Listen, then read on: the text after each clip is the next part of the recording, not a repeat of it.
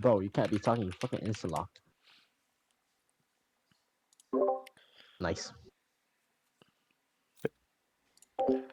So so if you feel like playing duelist and just try different ones, yeah, exactly. Like I would rather suggest you focusing on a role. Like if you're gonna be a jet player or something, just focus on duelist as a whole. Then you'll start understanding the concepts that go to all the duelist agents instead of just that one agent. I explained to one of my students, it's like um, you know, just because you play jet well doesn't mean you can't play on other duelists well. Like they transfer over, it's just you gotta adjust to what the kid is, right? It's a little bit slightly different, but the concepts are the same. Depend Doesn't matter which duelist. Okay, so don't be nervous. I'm not gonna be talking. I'm gonna be writing notes, and we'll take care of it at the end of the game in the customs. Good luck. Don't be nervous, bro. Alright. And I'll see you after. Okay. No, no problem. Alright. I usually flex, but I might as well just try playing Senti. I mean, when you get good at Senti, you're gonna start getting understanding the anchoring concepts, how to take space, how to lurk, stuff on attack. So and then there's right. So that's kind of that's the pros of thing. But okay, let me lock in here. One, two, three. Let me pre-write these.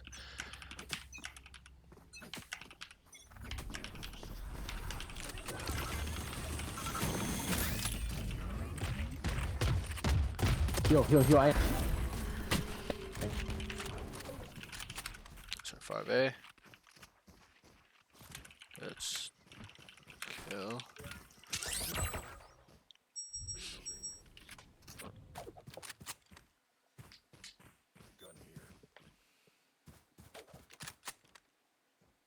You guys want to rotate? Oh my god.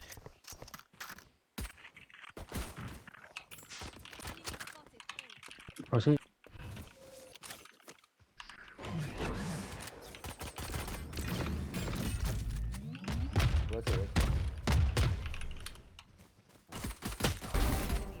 Last one A. He gets to rotate.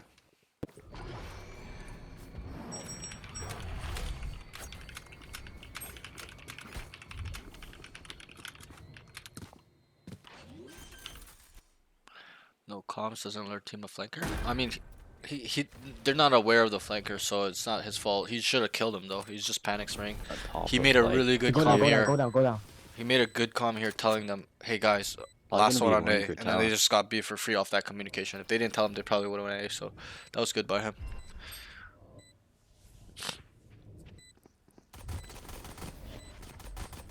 Oh,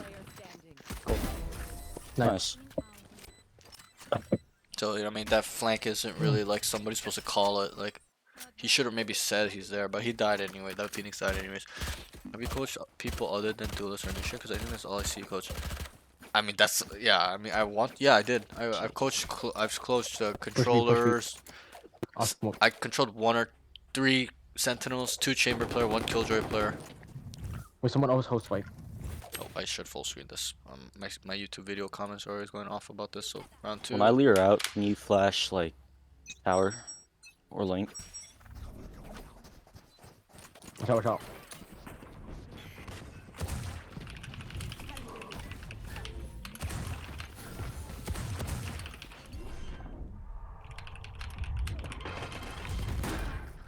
Did not.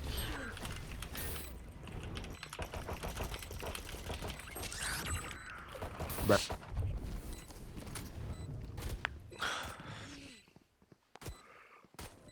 I saw a Sentinel. Yeah, that's the girl. She was pretty good actually for her for level. She was much better than a lot of my other male students though. And her like level of understanding was quite decent Damn. in the chamber Fine, as well. fine. Yeah, the Watch Europe other side. the Europe chamber, right? That guy was Over there. jokes, man. that that VOD, if you watch it, is so funny. He would not drop the op. Nice. Like he just kept picking up the op. Cannot And I aim right remember scolding him. I was like, bro, just drop the op. You cannot hit it like that. You're not Horcus. Like, dude, I was Anyone laughing pick so up the hard in my console? head. Like he could not drop it on attack. Like defense okay, but like on attack, bro, just let it go, bro. Pick up a rifle, do something else. Oh my god, dude, that guy was Rush actually A. funny. His like personality was pretty jokes. Like, Check my box first. but okay, so let me lock in here round 3. So overall, that round was kind of like,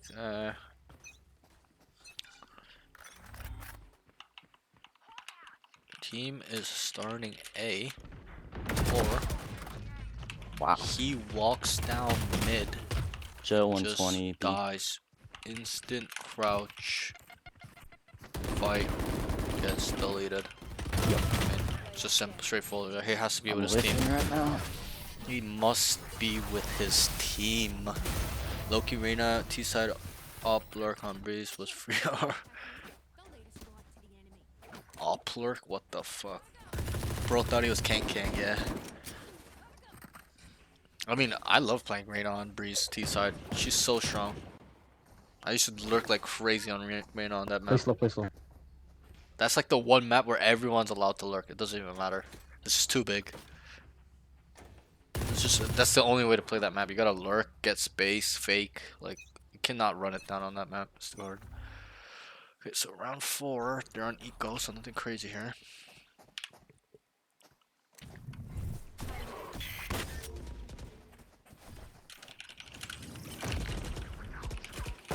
Can I avoid? Okay.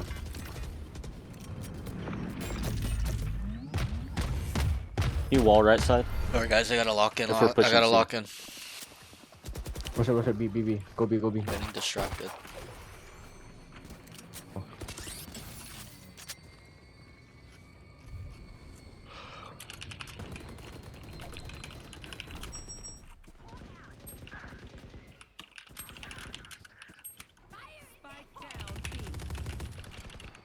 Nothing crazy this round. One thing I'll say is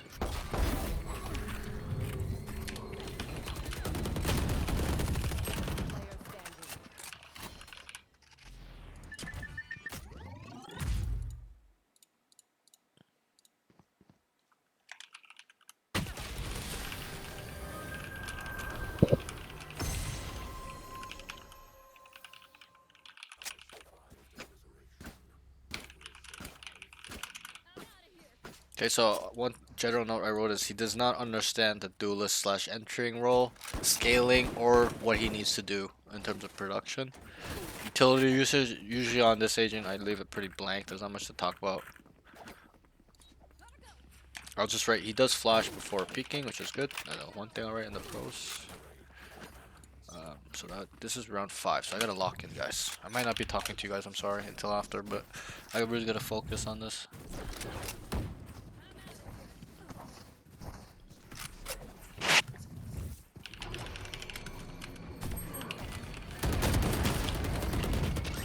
I cannot hit a shot for anything. Tree. He flashes. Doesn't hit the Phoenix. Instant crouch again. Instant crouch. Whiff gets deleted. The flash didn't even hit as well. So, alright.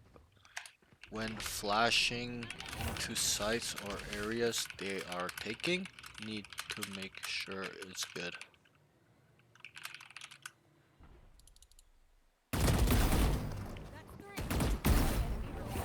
Whoa. Neon's coming up big. How is a bomb there? You have stun.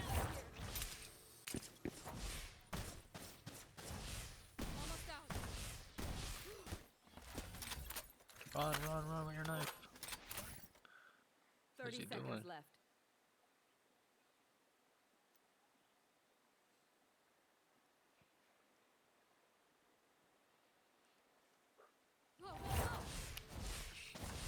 I mean, there he can't use both flashers though, right? Like, he used one, took a fight, and he just died. He can't use two.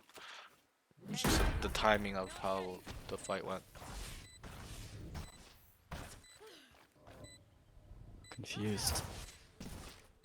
I'm confused too watching this Neon. What the? Can't be back there. I don't know. Oh, I see. oh my. No, but if he's alive, sure. KBM Sky, what's good, buddy?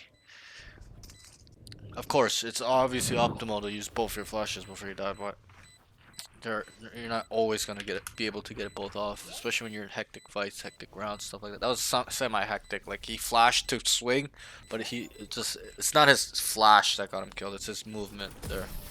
He's instant crouch peeking. Like crouch just got home. Nice, nice. This is the second session of the day, the last one. So Oh there. my god. So, too nervous for this shit, right? Silver's literal hell, bro. Did you see that neon?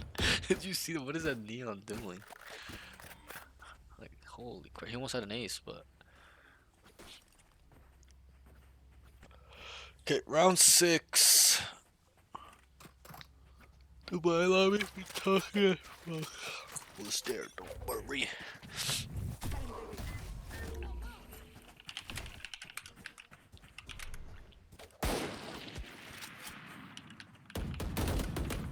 Man, I like that. Two wall right side. I thought it was done.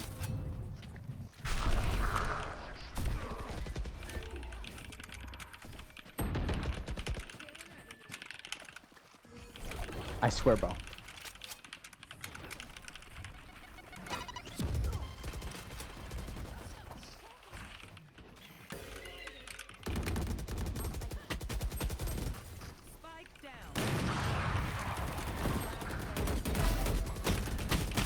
There was another. Okay.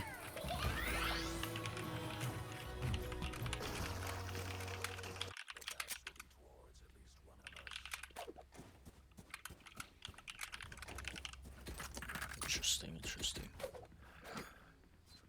I was there, don't worry. Surfing is so bad in gold and silver, so it's a tens on an alt. I agree, it's really bad.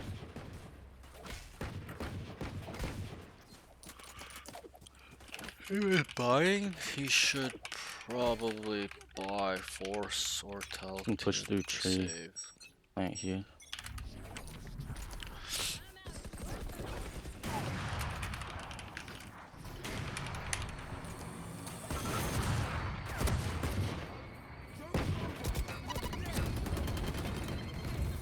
No matter what, get hit by that grenade.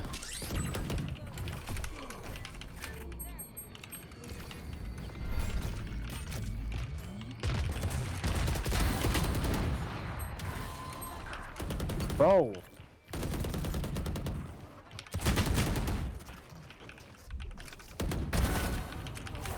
Neon was on side as well. I mean, Phoenix.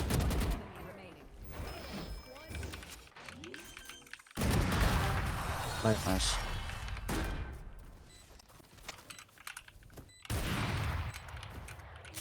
Oh, I'm so nervous, bro. Don't be, bro, don't be. Oops. I was gonna tell him don't be, but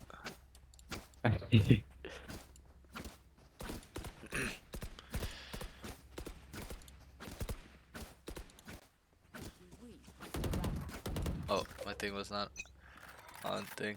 Lol, he heard me. I was talking to you guys. Hey, so this is again common. This is round 8. Team is 4A main. He's AFK B main holding an angle. They get 2 kills on site. Needs to immediately tell his team to go A. Stop holding breakable. That's how I'm gonna start typing, guys. So you guys can know what I'm typing. Like he doesn't need a flasher. Doesn't need to flash into sight from tree. It is open. Yo. Wide open. They killed 3. Start scaling. Like his neon. His neon scaling. He's just AFK. But Neil, what knife do you have? This neon has to be a smurf. I don't know. Who knows? Maybe. RGX? Okay. Keeps changing his sense. Mid game. Yeah, I mean, even though his aim might look like an issue right now, it's not. It's he's having a mental problem. Like not mental issues, but like you know what I mean. There's a mental block there. Bro. Flank, flank, flank, flank.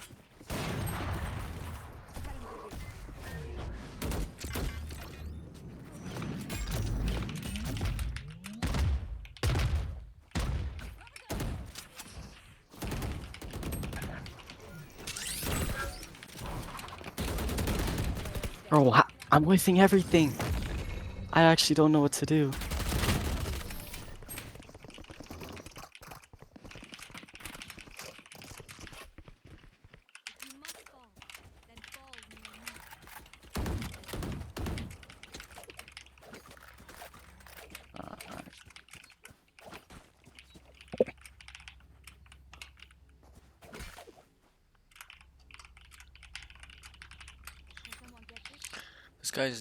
This guy's neon is some dog. Doesn't double up with the neon there. Should have swung with the neon. She's picked the fight. I mean, in hindsight, it's easy to say these things, but he just has to make a decision to go back to fight the jet or go fight a main to gain space. But they got stuck in a 1B. corner because he's not making a decision. They're all rotating. Okay, they start 4C go site. He's AFK lurking mid. He gets a good kill. Goes into link. I don't hit that. Okay. I'm just Whiff slash not Can't barrel. patient enough. Two are gonna be coming from halls He doesn't or also waterfall. need to flash link there. One waterfall. Just cut noise. Yeah, like Nice. no, you're good, bro. Like, don't say my bad. You're good. Like, it's just it's easy for us to say what he should have done when the round is over, but we have to think what he should be thinking in the moment where Jet walked down mid, killed his team. It's 3v4. They're also pushing from him. He just needs to make a decision. Am I gonna go fight these guys or these guys? He didn't make a decision. He just sat there and AFK'd, right? So, I don't know, obviously, once the round's over, it's easy to be like, oh, he should have. Like, but that's why I try to think like what he could have done both ways. There's multiple options there. There isn't just one set answer. Okay, there's multiple things going on and around, but he needs to identify these situations. So he starts A with Omen. Res. Team is going B. He does gets a kill near rubble. Still going B. Alright. Oh, okay.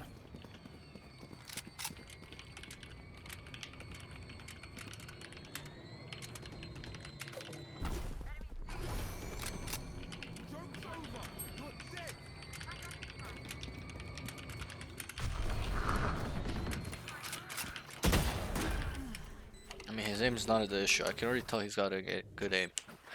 It's really not his issue. It's really everything. It's mental, man. It's mental. Like I'm not. I feel like I'm repeating myself, but I'm being dead honest. It's just everyone's problem is always mostly mental. I'm not saying they got mental problems like they're retarded or something, Bro, but they just cannot. There's just something there, whether it's fear, uncertainty. They're not sure. They cannot process information. Do you believe in the philosophy of bad decision made confidently is better than a good? Yes, exactly. You never want to hesitate. I'd rather you make a bad play, but you stuck with it and just went with it, right? Versus you being like, this is the right play, but should I go? I should go, and I go, right? Like you gotta really not hesitate in this game. This game is a low time of kill. Things happen like faster than I'm snapping. You gotta be, your brain's gotta be in tip-top shape. They semi-default. He flashes a main. Not taking any space. Just holding one angle. That's all.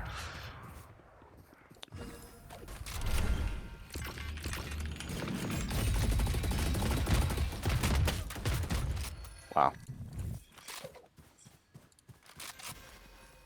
Okay, one thing I'll say is communications are terrible. Almost no comms, no leadership.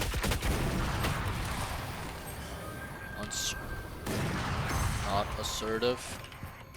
No certainty. Switching sides. I shouldn't write that one. I mean, it's not even like he's certain or uncertain. He's just not talking, so it's not. We don't even know that. But seasoning.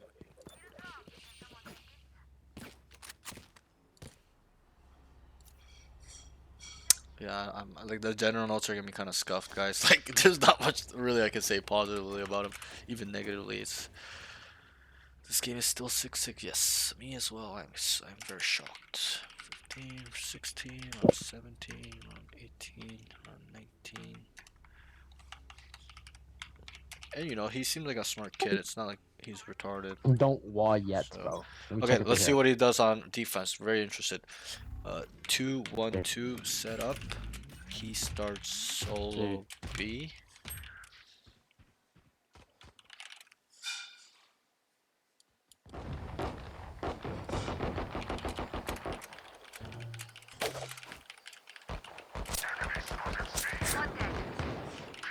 I need here. I need. Okay, this is a little bit too loud. Let me know if it's too loud, guys. What the almost holy whipped that so bad. moly? That is loud as hell. How does he play with such high volume? I'm not whipping so Gets much. 2 It's good actually not good. kills. Like, I like how it. I like his thought process needs way better execution.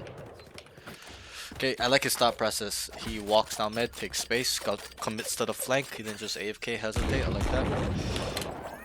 Got 2 good kills, won the round.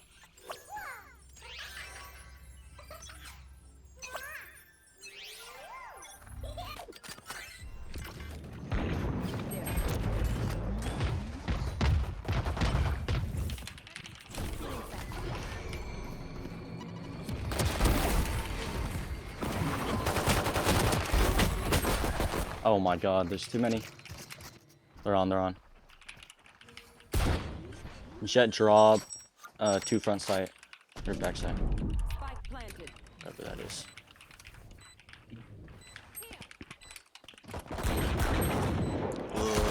I don't know this round. Losing this round is so bad.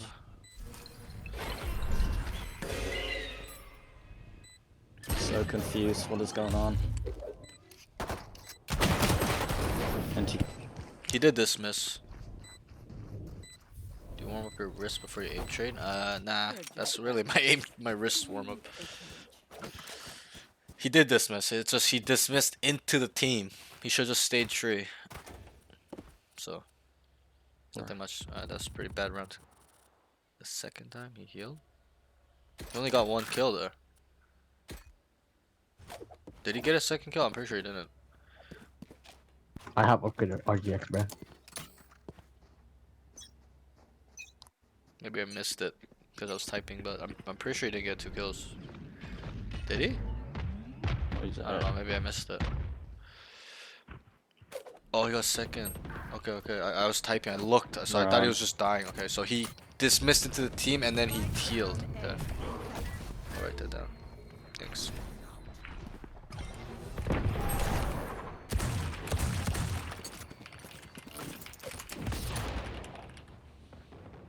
I see. Yeah, I only saw him get 1 kill because I was going back to the nose.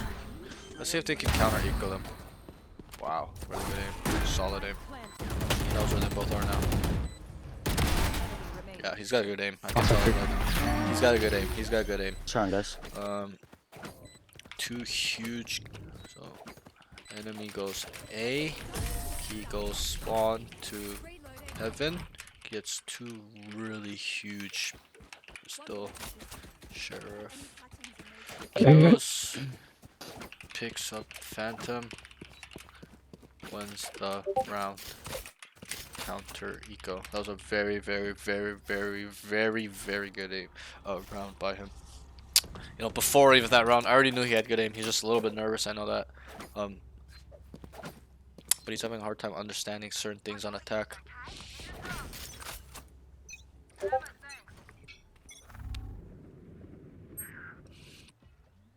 Yeah, second kill in front of default. Yep, that's what I wrote down. Thanks, guys. I missed it. I was typing and I looked at the notes and I just thought he was gonna die. That's maybe why. I need They are heal. going A. He walks down mid I to need heal. flank. Thanks. Commits. Gets one good kill. Bomb is down. And also here, I did not mean to use that gun. he also needs to calm that one default, one tree. Because he knew. He needs to tell his team at least, I right? see Hey, here, there's right? one tree, one thing. So, 17. I think they're going to win this game, to be honest, off those 2 rounds. Kind of. I have money. Yeah, I'll probably. Yeah. Yeah. So B, we need control. Seems like he's actively thinking about the game. He starts on B. 2, 1, 2 setup. Yeah, it's looking like C. Tells team looking like C. I like that. I like that communication. They're not Once he committed gets yet. on C, he knows committed. Should tell one to stay B.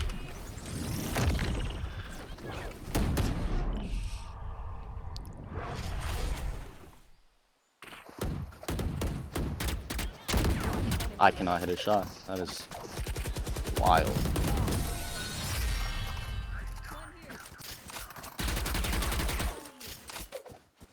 They're starting to panic. I can feel their pulse quickening from here.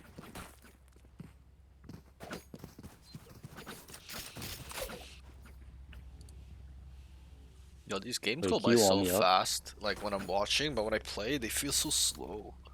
Rounds go by so fast when you're watching. How do you feel about coaching Reina VODs? I feel like it's just a different game sometimes on Reina. I mean, this is not a VOD, it's live, but I like coaching Reina because I have a lot of hours on Reina. No way! I should have paid attention to the fact that he had ult, man. My bad. Oh my What was that? What was that? Dude, that's my Whiffs bad. like crazy on the race. What? Oh my god. What did I just Alright. see? Oh my.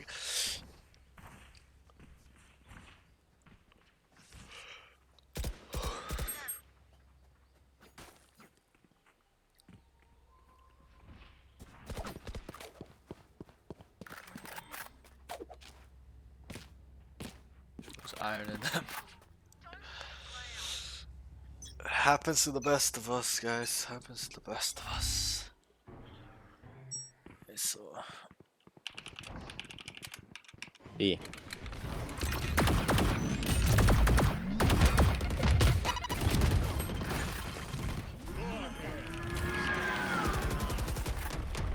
Spike planted.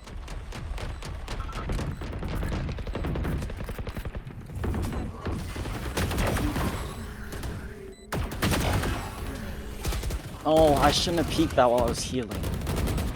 Nice. Yo, Neon, get it. Neon, get it. they're gonna win this game for sure. Neon. Neon, get diffused. You'll get ult orb. Oh. Okay. Thank you.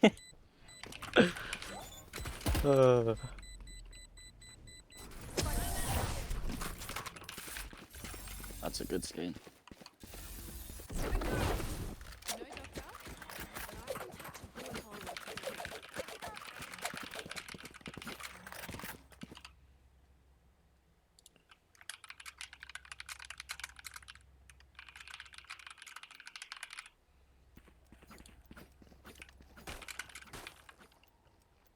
Wait, could you smoke deep here? I'm gonna flash and try to get a couple. Okay.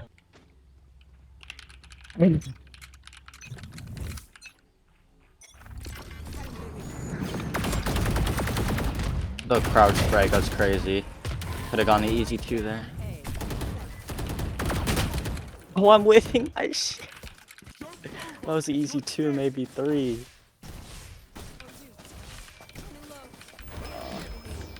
They're on. Nice. Okay, one thing I'll say is his Playing tree defense mostly. is strong. He's got good aim, but his attack is just overall dog Rates might still shit. be on site. Like,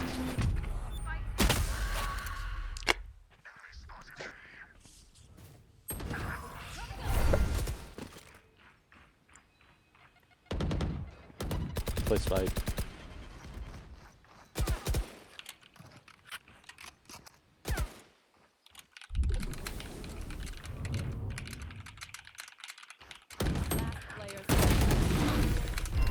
also 4v2 NT. or whatever. I shouldn't have died there.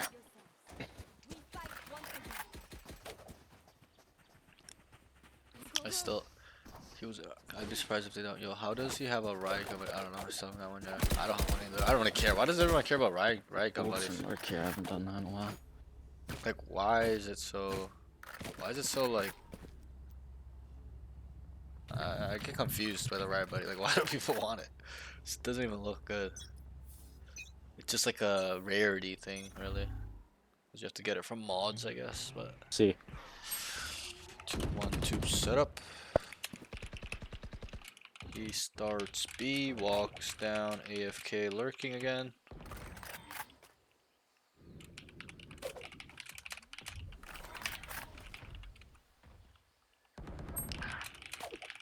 Spike planted.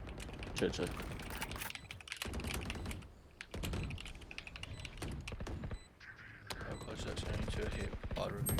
I mean, there's not much to it. It's just like, One enemy remaining. Wow. Go get him. Oh. Nice. I remember seeing one that had a. What rule am that I you would doing, log- man? Well, I guess there isn't much to it, right? Like, What? to it right now that you Right. do it. Like, you're really trying to see how he's thinking, plus, maybe his utility, small utility usages. I'm not sure. I don't hate reviewing right now. Match point. It is boring though, but I don't think it's. I hate it. Okay, I've identified that his attacking side as much as You his buy me weak pizza, side. man. Thank you. Maybe I'll just hold bad off for a habits. few Maybe it minutes. really depends on the player, but Very true. there's a lot of good Reynas out there too. So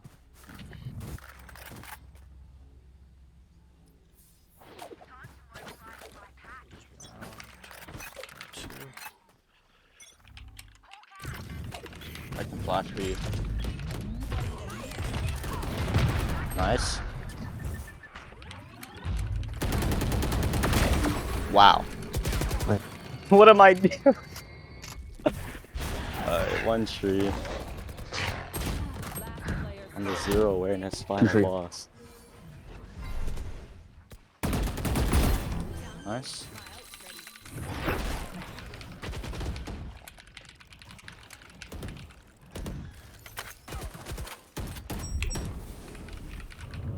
They're not close. They're so close. NT. Nice.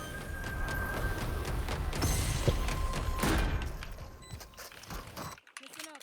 Kill them before they kill us. I need to pay attention.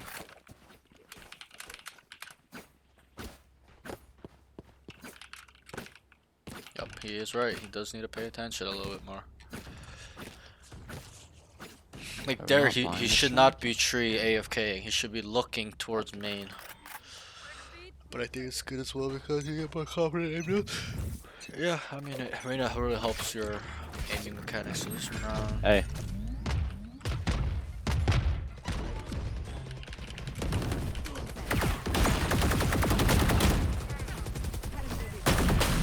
Why am I panic spraying? Jet could push through Link. Okay. Oh, it looks like they're pushing B.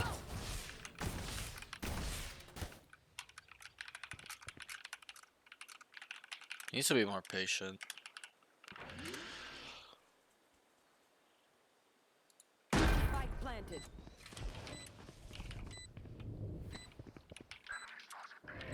Playing main, I think. One could be on site. On top, on top. Yeah. Rest, rest, rest, rest, rest, rest. Nice. Yeah. Other one. Alright, GG. Yeah. Yep. Okay, okay.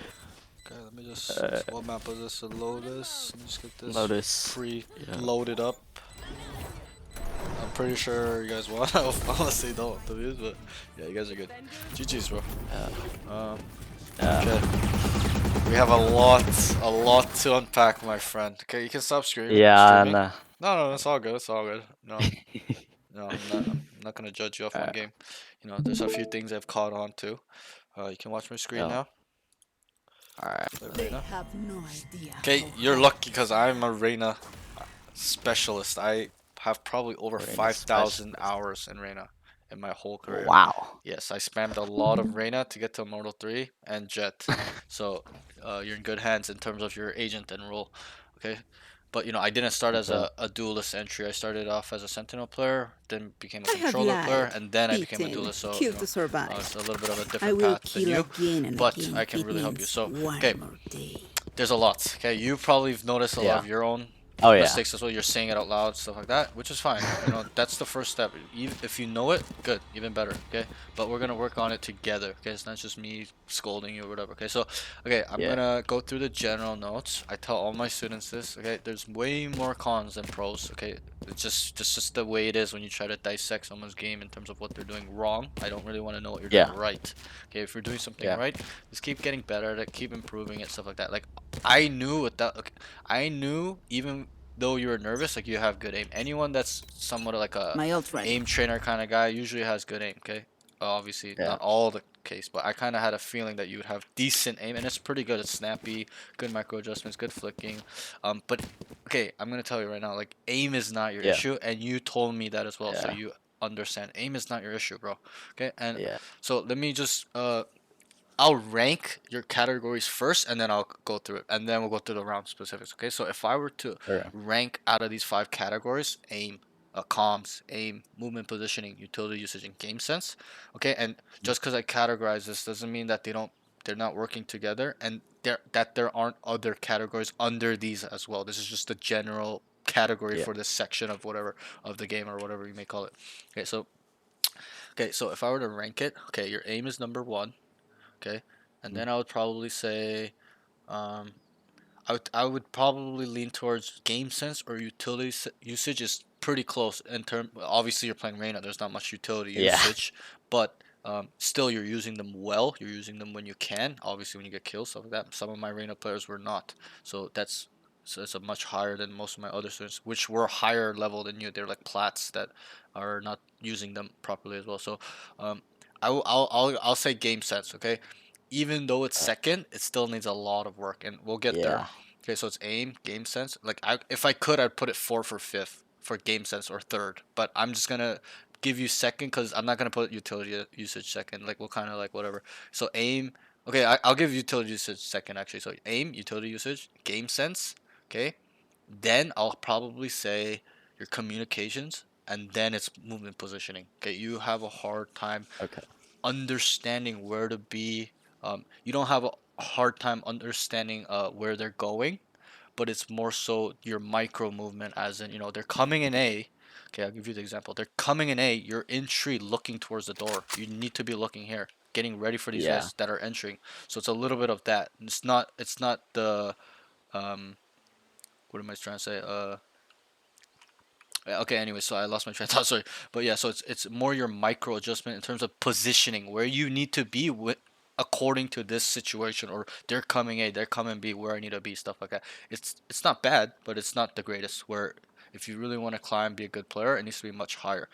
Okay, so and another thing I've noticed, okay, you have a really easy time on defense.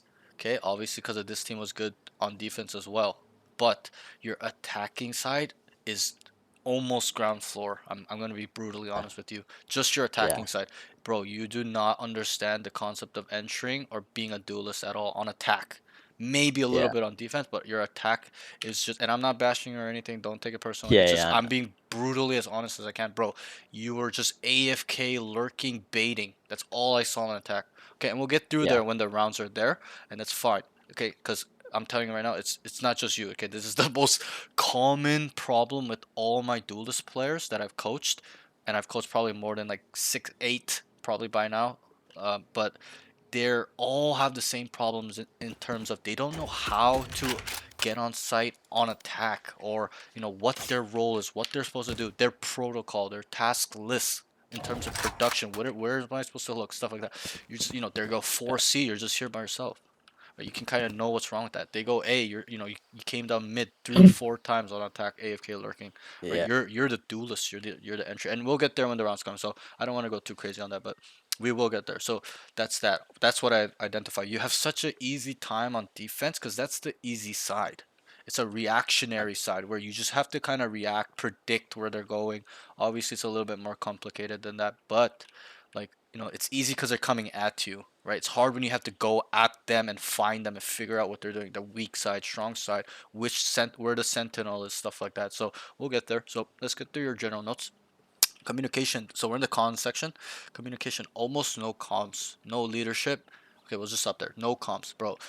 I would really like you to really, really talk more. Okay, even if the information seems retarded or small or just Yeah. not useful. Okay, I tell all my students any comm is really useful when you're feeding your team information. I said, yo, bro, I'm gonna leave you here. I'm gonna leave. Hey guys, let's rotate right now. Hey, there's 3 on A. Like you had that one round early where you're like, last guy's on A. Remember? And then they went through breakable to B and they won the round, right?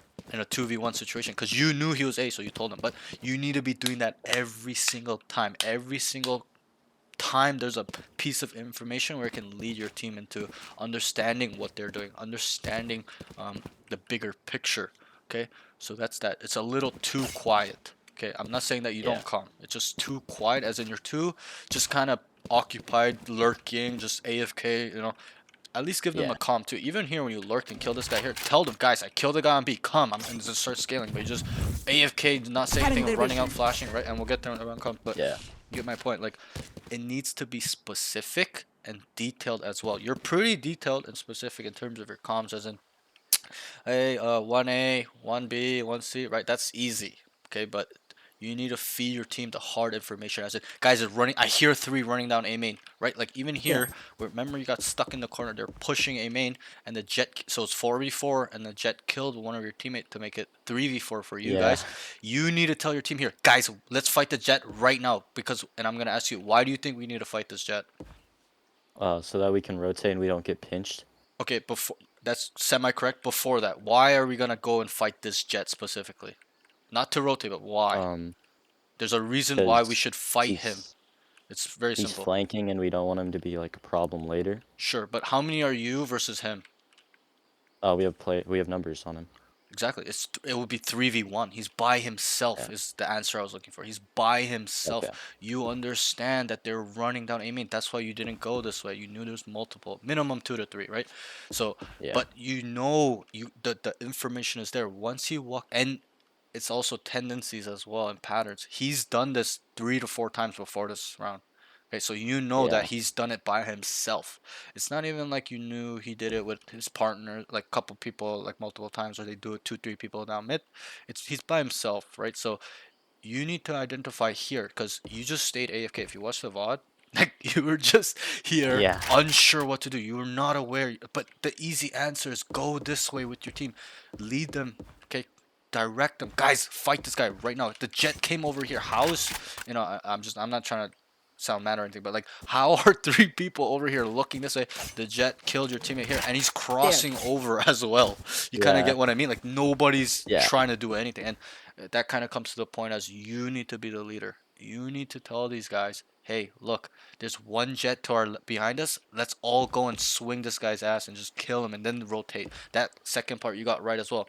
It's so that we can kill him and then leave. Because when he's walking down mid or C long, they have identified either by taking space or they've heard you, whatever it may be, that you guys are here. That's why he's running it down AFK looking this way, right?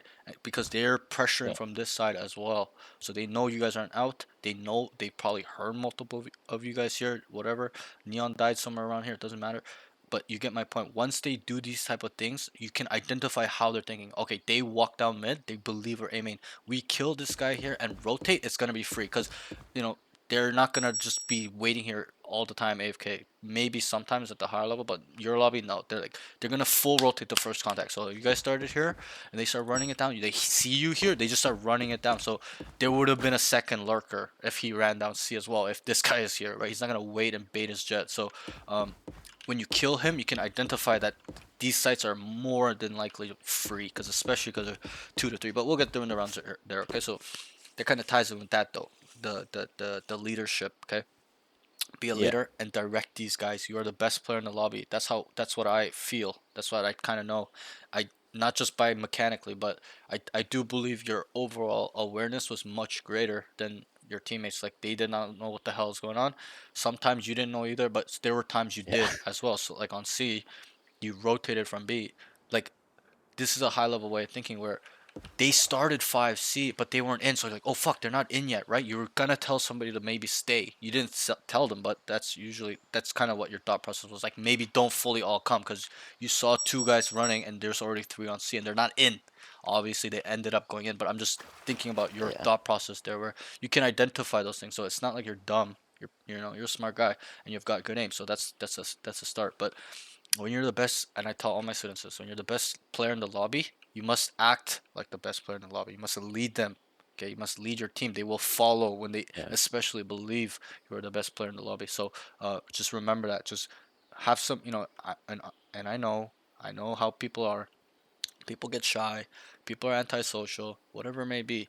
You're not comfortable speaking. You're fear of getting judgment from talking. Whatever it may be, bro. Okay, you got to get rid of that. Okay, you're here Yeah. to win your game and climb to win these rounds. No one. I don't care what you think, what other people think about you, what you're saying, or if they think you're annoying. Nobody cares. Okay, I think that way. I don't care if they think I'm annoying. I'm gonna communicate and try my hardest in terms of communication, feeding my team, leading them, IGLing, feeding them important, crucial informations like you did. You're like last guy on A, and the Omen's trying to go 3 to A, but you're telling him he's A, and then they ended up going breakable, right? So like those pieces of information, those key times that you do communicate like that, it needs to be more often. Feed them, Okay. okay? Because these guys are retarded. You're the much better player.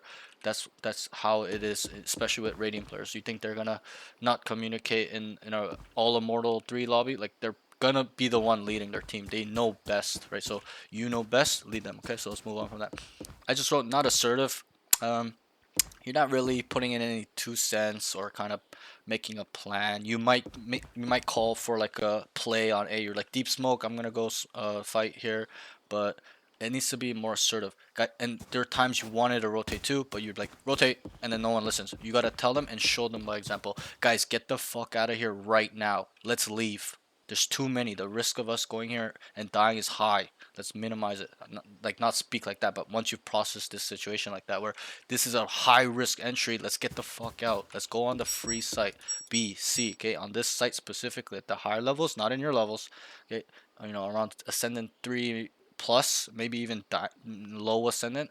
That's when people they start playing retake on B because it's easier to retake B. They'll leave a trip and they stack C and A. Okay, but maybe not in these lobbies, but at the higher levels, you could just you come here, you realize there's 3, just tell them get the fuck out, we're going B right now. Or you can even set up a play where you guys smoke stairs, you come up all the way rubble, you can maybe fight this guy, kill this guy, and then you pretend open the door, you pretend you're going in, you break the door, and then you guys go through B to C or whatever it may be. Okay, so a little bit of that, but just be assertive, plan. There was almost no planning from you. Only when it Yeah. sets you up, you wanted to plan. You got to set your team up. That's the most important. Okay. The next Okay. thing is not feeding information. We kind of went through that a little bit. Like you do feed information when it's there, like common knowledge. Everyone knows there's 1A, 1B, 1C. Okay, feed them the information they don't know, guys. I like where they cannot see question marks because they're busy setting up, fighting, whatever. Maybe it's hectic round, in rotation. They're retarded, whatever. Maybe you tell them, guys. I hear 1B still. I hear 2C. Guys, don't fully rotate. Okay, and you'll get to a level where you can identify what they're doing when you're on defense. So 2 star here, 1 here, and you collected that information, like you're not seeing it. The guy on C is like, yo, 1C main, I hear him running. And then you hear 1B main, and then the guys on A is like, yo, I see 2A main, right? You can identify that's a default. right? You know what default is? Oh yeah, it's like where you kind of like play slow and play for picks, I think. Kind of. So defaulting is a attacking concept where we split up, one here, one here, one here, or two here, one here, whatever it may be. We split up and we control the space. We're trying to see what the defenders are trying to do, or see where the weak side is, or see where the sentinel is. It's somewhat of a information gathering concept plus control of the map. Because if we start all A like you guys did, look what happened. They just all started running down C and B, right? That's what they're going to keep Yeah. doing. If they have identified through our tendencies that we are just grouping up five together. So that's what default is splitting up and controlling space and gathering information, and then you group up and you hit whatever conclusion you've made as a team. So that's what defaulting is. Okay, so there, like Okay. if you're on defense, you can identify that automatically because they're always split up. When I see like this, one person here, one person here, I just tell my team, guys, they are default. Do not rotate. Stay. We do not need to run around. Okay, it's different if you see three and then one or whatever. Okay, lean towards C. There's three B main guys, three C main, whatever it may be. Okay, so um, you will get to a level where you can do that. It takes time, but let's move on from this point. We'll get there when the rounds come up. So, feed your team information because these small informations, even if it's singular, as in one piece of information, they all add up. You can use them, add them up, start processing it to understand what they're gonna do. Okay, and I'll ask you a very simple question. You should be able to get this with your eyes closed or your ears closed. Okay, how many enemy Okay. players are there on the 5. exactly? You got it. Perfect. So right there, if there's only five enemies, if there are five C, you guys can kind of just run down and take the space. You kind of know they're there, right? Some of my students struggle with this, so but you're a smart kid, so I know you know. So that's how you should be looking at it on defense and attack. How can I keep track of how many are alive, who's alive, which agent? That's more advanced, but I'll just keep it very simple. How many are alive, where they are, what I've seen prior. Okay, so for example, for an attack, I saw 2 to 3 here. I mental image it, guys get out, and then we go, and then these guys kill the guy on C. Okay, go, go, go. You can kind of identify that this is free if there's three on this side and you killed one. There's only gonna be one maximum, but in most cases it won't even be one maximum. This site will be free because there's going to be three here and one somewhere around here, so the site is free. The site guy has walked out unless they stacked it with two people, and that's why I say there'll be one max because you've killed the one guy. So you kind of get what I mean. So Yeah. that's how you must think. You must constantly keep track of how many enemies are alive, plus where you last saw them, stuff like that, where you can start deducting the strengths and weaknesses of where they really are or leaning towards, stuff like that, etc., etc. It really can go both ways on attack and defense. So let's move on from there. The next thing was, it's not specific and detailed. We kind of went through that. We won't touch on it. Just be more specific. Even if it's you're two here and you want to leave to 8, tell him, bro, I'm gonna leave you. You're by yourself, and he'll acknowledge you at the higher levels, not at this level, but ascendant plus, ascendant 3 plus. They'll be like, okay, bro, go. Especially when there's threats here, as in, it's quiet. The round starts. It's quiet. You broke this. It's quiet. Okay, you're two here stacked. You may have thought they're going to be okay. They're not going to be. You're like, bro, I'm gonna leave. And then your team's like, yo, I hear some noise on aiming. You hear some noise as well. I'm like, yo, bro, I'm gonna leave you. I think they're leaning towards A. He's like, okay, I got you. I got you. I'm gonna anchor. I'm gonna anchor. Or you could even tell him, anchor, bro, please. And he'll be like, okay, I got you, right? So that's how the higher level players talk. Any piece of information, they're feeding each other. For example, if he was anchoring C alone, we're all over here, and then the guy's asking, yo, what's going on? What's going on? Like, nothing yet, nothing yet. Stay there, right? Like, it's like a tactical thing, right? A SWAT effort almost. Like, you're like, I'll give you the example in a real SWAT effort. The guy is not gonna be outside of the building, one guy with potato chips eating, and he's left in the dark, and his teammates are going up the building killing enemies, right? He's gonna be with them, and not in the terms of physically, but in terms of communication. They might radio to him, hey, there's a lot in here, can you call for back, whatever, maybe stay outside, they might come through the back door, right? Stuff like that. So it's really key. Small things might not matter to most people, but it really matters. Okay, you gotta keep it really tactical because that's how you set your teams up and also build some synergy there. Okay, Okay. so next thing is aim. Okay, your aim is not really an issue. So I just wrote though. Obviously, I understand. You were nervous. Okay, you weren't heated up in the beginning. You're quite cold. So and I'll put these notes for under beginning of the game. This won't be your whole game note for this note. Okay, so it's crouch spray panicking. Okay, and inconsistencies. You're whiffing. Um, you're instant crouch spraying a lot. When you're not heated up, but when you're heated up, you're standing up, one tapping them, stuff like that, making good flicks. Okay, so early on there was a lot of crouch spraying, not near the end. Early and mid game probably. Um, but you can kind of see what's wrong with that, and we will work out that on the end of the session. I'll show you in the range. Okay, and inconsistencies, as in you're whiffing here and there, making bad decisions as well mechanically, um, whether it was movement or strictly aim mechanics. Okay, so let's move on. I think your aim's the best thing, so it's not really too much there. Um, Overall, your micro adjustments are pretty good. Flicking could take a little bit more work, but your micro adjustments are quite good. Okay, so movement and positioning. Okay, baiting hard. Okay, this will probably fall under more attack than defense, but you're baiting really hard on attack. Okay, even when you guys start A and you're with them, you're behind them.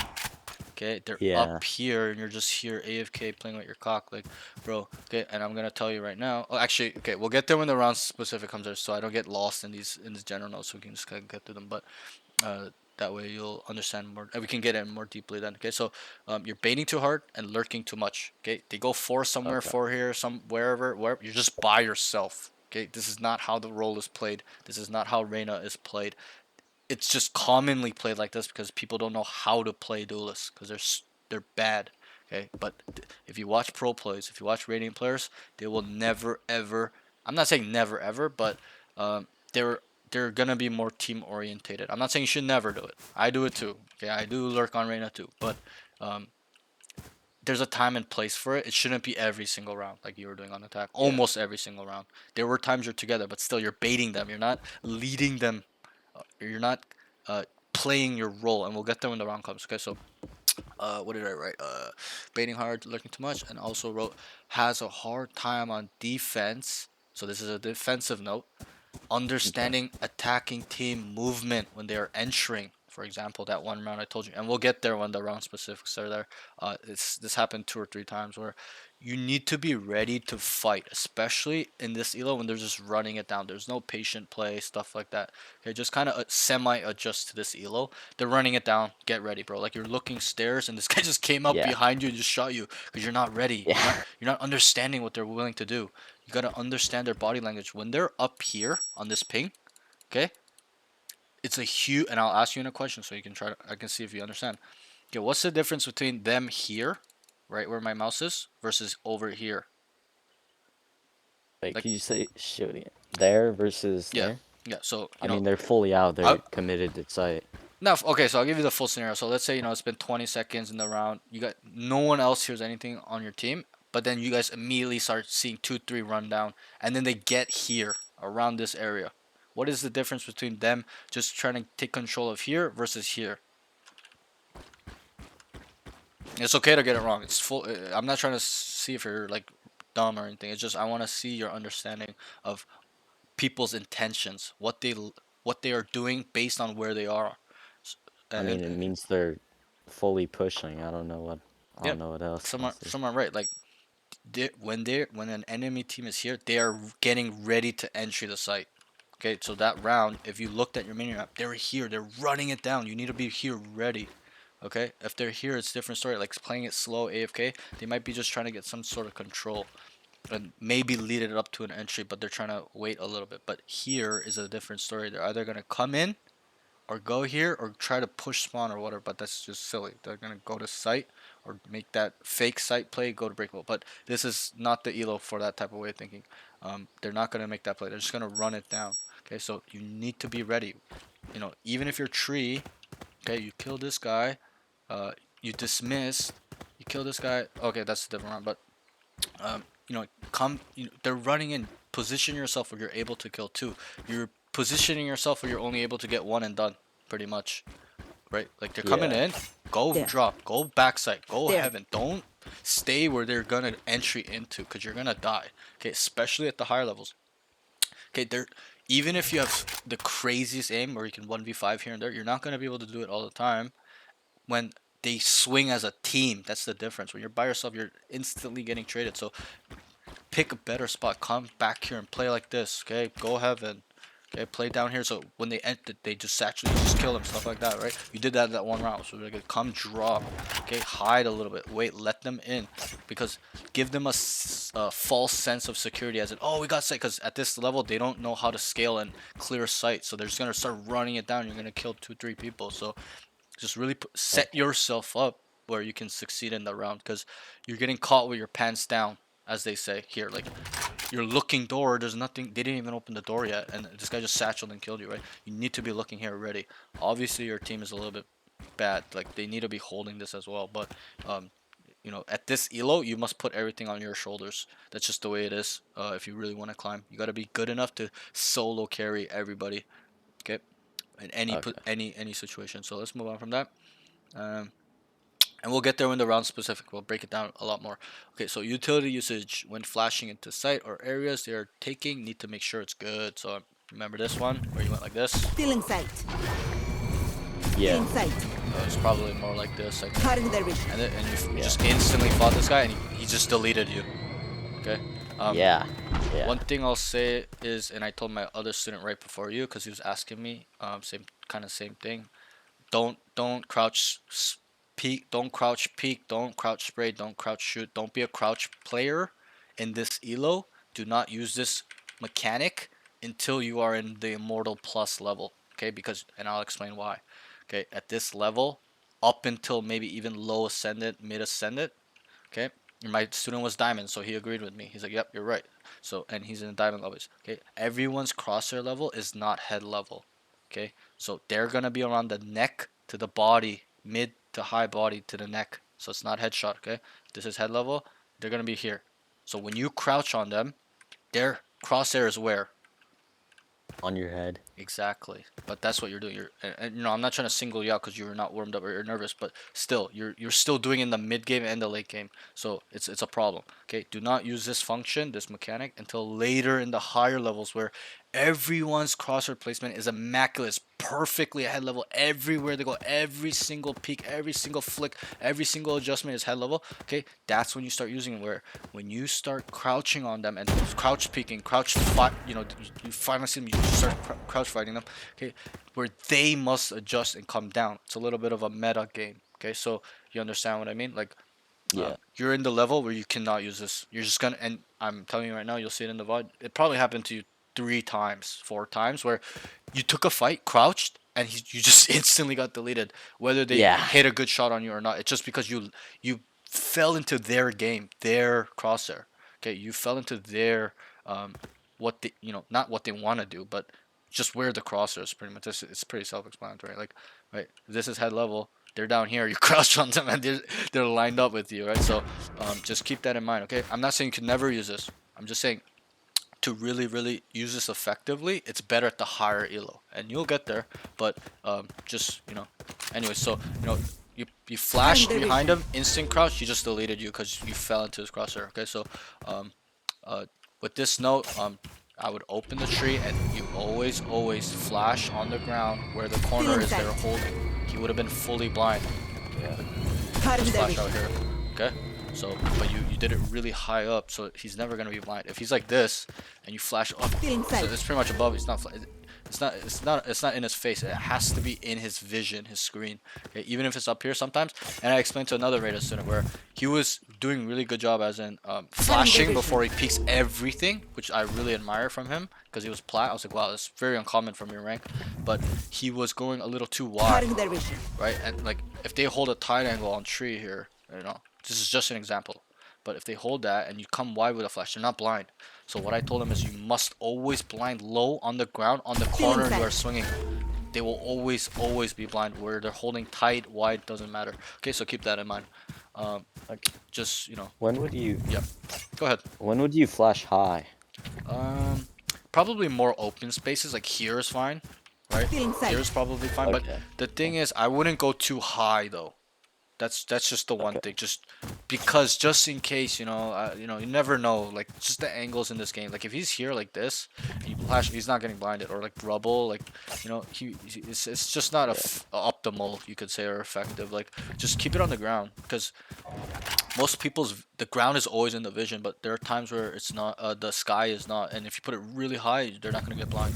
There have been times where I swing, and I put it super high, like Cutting this their high. I'm like, and they're not blind. I'm like, what the fuck? Why are they not blind? Like early on in my career, right? But I realized that it's sensitive. Like the arena flash, it's obviously her really only kit, but that's why it made me good with it because you can kind of just focus on this only. That's all you have to do. So I just started putting it on the ground Cutting their right here. vision. Boom, start swinging stuff like that. Where it's in front of you, right? Stuff like you can also play off it. You hear them running up, flash right here, boom, start swinging stuff, whatever it may be.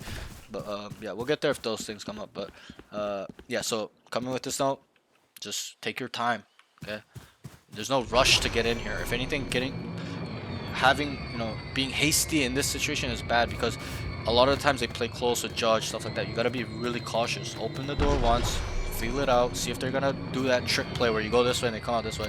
Just wait it out, wait, flash. Feeling sight. Okay, that was a bad flash, but you get what I mean. Cutting their vision. And then we plan it, spam the trade, whatever it may be. Okay, so we'll move on from that. Not that crazy of a note, but it's important when you're a Reyna player because that's our only piece of utility. You gotta really get crispy with understanding how this flash works. You can't just always push it out here because you're gonna die a lot of the times and not know why, but it's because they're not flash. So the next note I wrote, understand how to flash and peek. You're pretty decent at it. I saw you do it a couple times. I just would like you to do it more.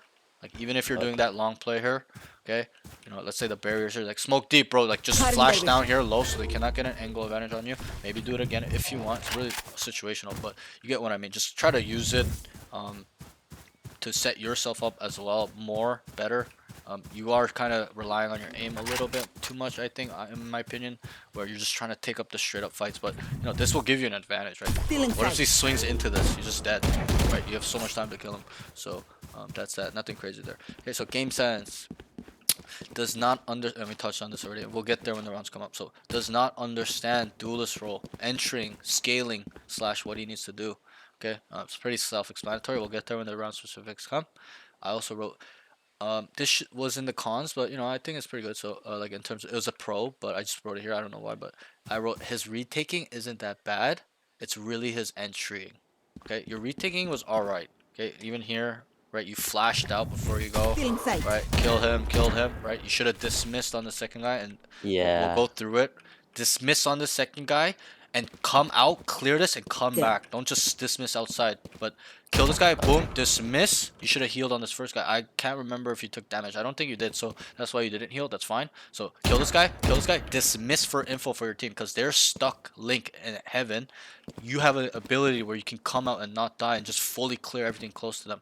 Right, so come kill this guy, dismiss, kind of come out, okay, and then they'll see the question marks and play accordingly, stuff like that. Or you can just re-peek as well right after you come out here. Just start swinging to help your team. Okay, that's just a specific example, but that's that. So it's really your entering. I don't think, maybe it's because I didn't see that many retake rounds, but I feel like you still have somewhat of a sense on defense on what to do. It's easy, right? They come here, you fight them. It's so easy. But one thing I'll say though is you cannot always think like this. It's got to get better in terms of your defensive concepts, understanding how to set up, understanding the off angles, understanding the sweet spots when they come inside. You can kill 2 people on those angles with the spots you're in, stuff like that. Like, but right now it will work. It will still work the way you're doing it. But I try to set all my students up to be a high level player, think like a high level. So once you start climbing, these things aren't gonna work like the way you're playing. So you gotta really, really start working on this now and get it more sharp and understanding attacking concepts, because I explain to all my students, okay, if you're good at one thing, you should be good at the other, okay, because they're the same thing. Okay, you have to put yourself on the other shoes. Okay, for example, if you're really good at entering, you should be really good at understanding retake, because they're the same angles that you took to come in. It's the same angles to come to take it back. You understand what I mean? So it's a little bit of that, and we'll get there when the rounds come. So that's that for your cons. Pros, honestly, I did not have much for your comms and aim. I do think your aim is the best, so I didn't really have anything really to say there. It's pretty good. Good micro adjustments. Your flicking needs a little bit of work, and just your overall calm aim. You probably heard that term. Just mid-fight calmness, being patient, being dialed in the fight, not just worrying about you whiffing or start panicking, stuff like that. You must dial in on the fight that you are taking, right? Because a guy that's dialed in on the fight versus a guy that's not dialed in, who do you think is gonna win most of the time? Not saying that they don't win, but it's The guy that's dialed in. exactly the guy that's super locked in. Whether he starts whiffing on the guy and he just recovers in one taps it, that's the guy that's gonna win. Because in this game, it's not about getting your bullets off first. It's about being more precise. More the person that has more precision always wins the duels. Always. You don't know how many fights I'll take. You know, even these days where I'm like getting them to 140. Let's say I panic or I'm whiffing on them, or I have to kill them fast, so I couldn't line up my headshot, or it's like a tight angle, right? I'm like bursting them. I know they're about to die, and they just turn around and one tap me, right? Like it's more about precision in this game. Okay, it's not who shoots first. So just always keep that in mind. It's and there's some tricks I'll teach you in the range, but we'll get there at the end of the session. So um, that's that for aim and comms, movement, positioning. There was, the only pro really there is that you're pretty good on defense in terms of where you need to go, where you like to kind of play, stuff like that. But yeah, we'll just kind of get through those in the round specifics, okay? Utility usage, you do flash. I wrote you do flash before peeking, which is good. I want you to do it every single time, especially if there's multiple people there, because Yeah. Reyna is one of those agents are the key exceptions where you're allowed to swing into multiple people with the flash because you have dismiss. Okay, she's one of the few exceptions. Okay, her, Jet, Chamber. Okay, maybe Race, probably not even Race because you can't get away that fast. But she is one of the few exceptions where you hear three people, you flash, swing, kill one, dismiss, and get out. Okay, you can't do that with any other agent. You can't do it with Neon. Maybe Neon, but even then it's tough. Like you gotta be really quick. But you get what I mean. So do it every time, even if it's three, even if it's one. Okay, just be proactive, be ready, just get ahead, gain an advantage, gain an edge on the person you're fighting. Okay, especially in this rank, bro. You flash peek 1v1, you're gonna win that fight every single time. Okay, these guys are like not good. So that's that. Okay.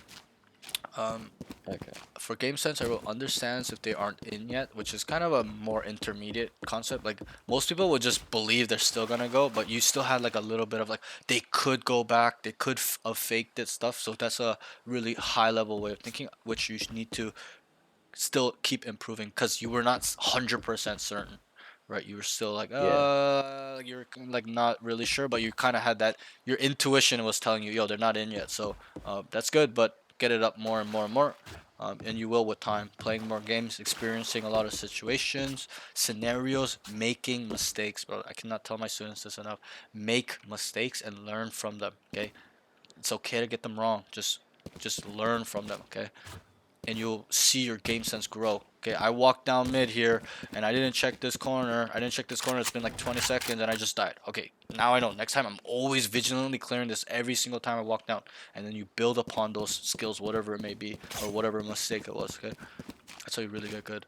Okay, so and then I will understands economy. Oh no, sorry, this is supposed to be in the con. So one thing for game sense is you need to understand economy. There was round, I believe it was like round 4 or 5. It doesn't really matter.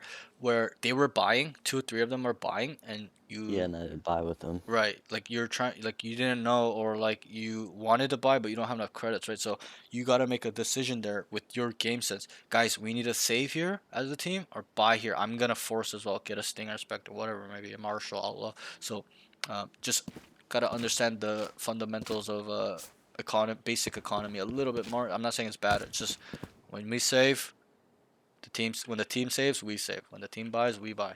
If it's all screwed up, you need to be the one to manage the team's economy. Guys, our money's fucked up. Can we just save one round together? We'll full buy next round. Okay. A lot of times the team will say yes, let's do it. Okay. So they're not gonna tell you no, fuck you. So okay, let's go into the round specifics now.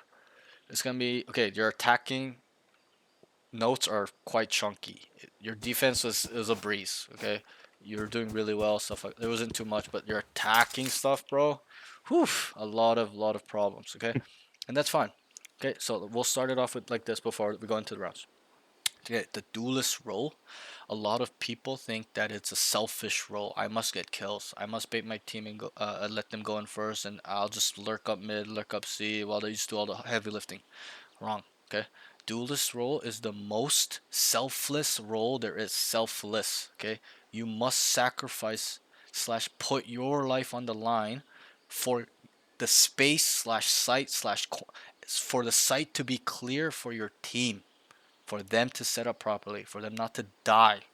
Okay, you are the one. You are, Okay, and I'll explain it to you like this so you can kind of understand a little bit further. Okay, think about an arrow, right? There's a point, an arrowhead, a stick, and feathers, right? The feathers help it rotate, speed, trajectory, whatever, go through the wind, whatever. Okay, the stick supports both of those. It's the backbone, right?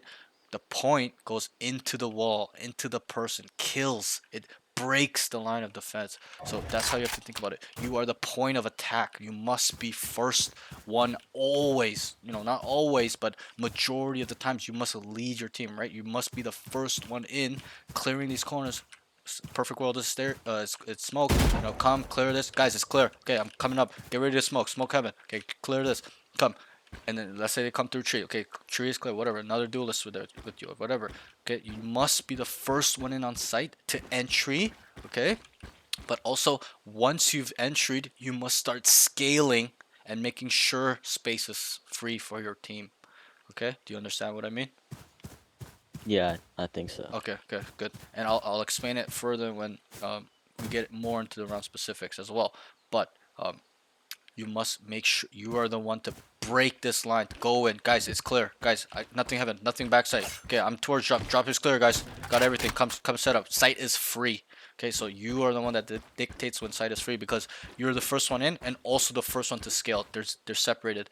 Entering means getting onto the site. Scaling means clearing corners and actively putting aggression near the end if you want to. It's like a optional thing, and I'll explain it when the rounds are there. So let's get through this. Round 1, they start 5A, gets decent kill, calls for rotate, whiffs, panic spring, makes good comms. Last 1A, they go through breakable. So here, remember you guys were like trading out over here. You're whiffing a little bit, and then Yeah. it was like 3v2 or 2v2, and then they made it into 2v1. This round's not too crazy, and then you told them, "Hey guys, last one is on A." So this communication here won you guys around because this Omen, I was watching his POV. He was like trying to go in the tree, and then you told him just leave, and then they left through here to go B. So that was good. That comms, but um, here, when you call for a rotate, you need to call for a rotate because you've identified it was stacked,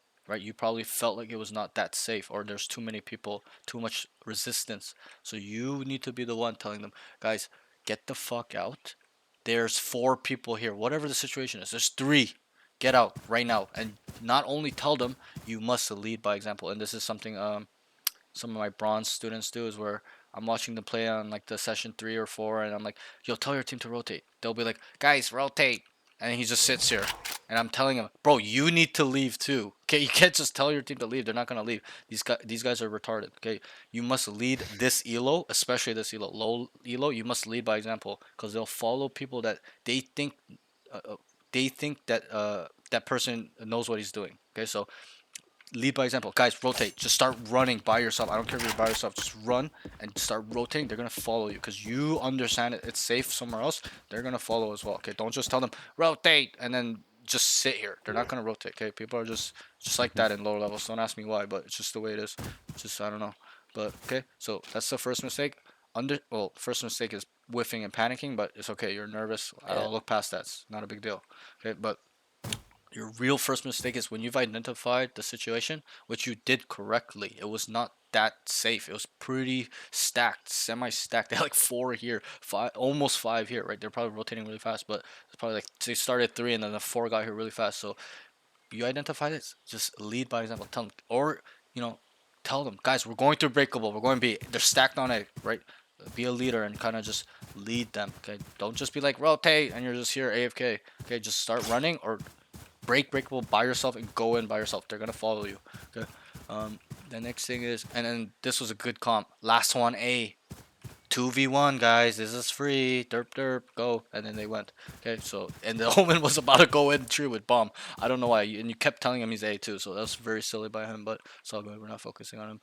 So then they go to breakable to B. Okay, great. So that was that. Nothing crazy. The rounds will get more and more crazy. It's pistol round. So round 2, asking for initiator to play with him. This is really good. one thing you have to understand is duelist role and the initiator role go hand in hand. They must play with each other. They're the best buddies in the game. Okay, your initiator. I told my initiator student before you.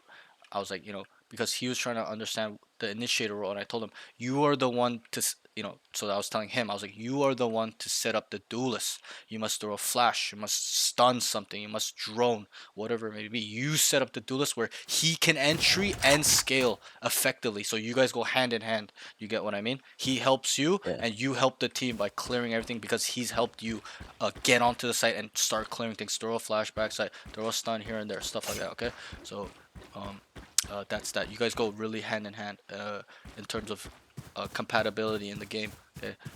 So then, and obviously the smokes is really for everybody, stuff like that. Sentinels is just by himself. It's more of a solo lockdown parts of the map type role. So let's move on to round 2. Asking for initiator to play with him. Great. Does not entry into side or scale. So I should have wrote which side it was. I cannot remember. Do you remember which side it was? Round 2. Was it A? I think it was A. Yeah. Yeah, it's okay. We have the VOD, so you can watch it back. But it's not that this is not a crazy round because they're on eco as well, right? So Yeah. it's not that big of a deal. But asking to play with your initiator, like whatever. Who was your initiator again? I forget. Let me check real quick.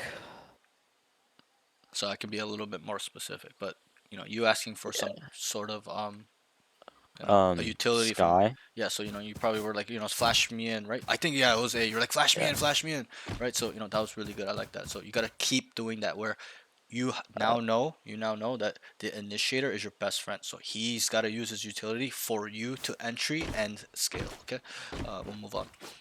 Round 3, team is starting A. 4A. He walks down mid and just dies. Instant crouch fight gets deleted. Okay, so Yeah. we don't have to go Because too he- deep into this round, okay? But Yeah. they start 4A. Okay, if they want to go A, you must lead them to A. You must lead them to the promised land, as you would say. Okay, you gotta flash out here, and also you could probably just kind of like see if they like to dump their There. utility here as well. Like let's say they had a raise and a breach, or like a raise ISO, or like a fade and a raise, whatever it may be. You know what I mean? Like if Yeah. they're dumping utility here, never ever just always start of the round go out. Okay, you need to be the one to identify that because you're the best player in these lobbies. So okay, because I'll tell you right now, at these lobbies they're probably running out even if they see a nade coming. So it still happens in my lobbies too because people are, I don't know, but just identify that if they're a team or players that like doing that or they're always doing that, just know to never walk. So just wait it out. They're gonna dump their utility, then you can flash out Cutting their and vision. start going out, stuff like that. Okay, but here they weren't really doing that. I'm pretty sure they didn't have a raise. Okay. Oh yeah, no, they did. But They dumped Tejo utility. yeah, in they the were dumping beginning. Tejo utility, but they weren't at the higher levels. They would always throw a nade here with like a ISO invulnerability or like a fade suck or maybe even like a tail missile as well, just so they can get control of A main. Because this piece of A is super important to control. There's too many points or areas they can or options they can do if they have this area. So that's why they at the higher levels pro play they will always fight for this or try to at least. Okay, so identify that. If they're not doing it, which they weren't that much, then it's fine. So I wrote starting A. So again, if they're going A, you start A with them. Okay, Get inside. flash out, come out, look here on these off angles, perfect world, stare smoke, come cross rubble. If there's too much resistance for you to cross, use a flash, Still inside. cross over, and then always just don't swing this because at the higher levels, okay, there's always one guy here holding it.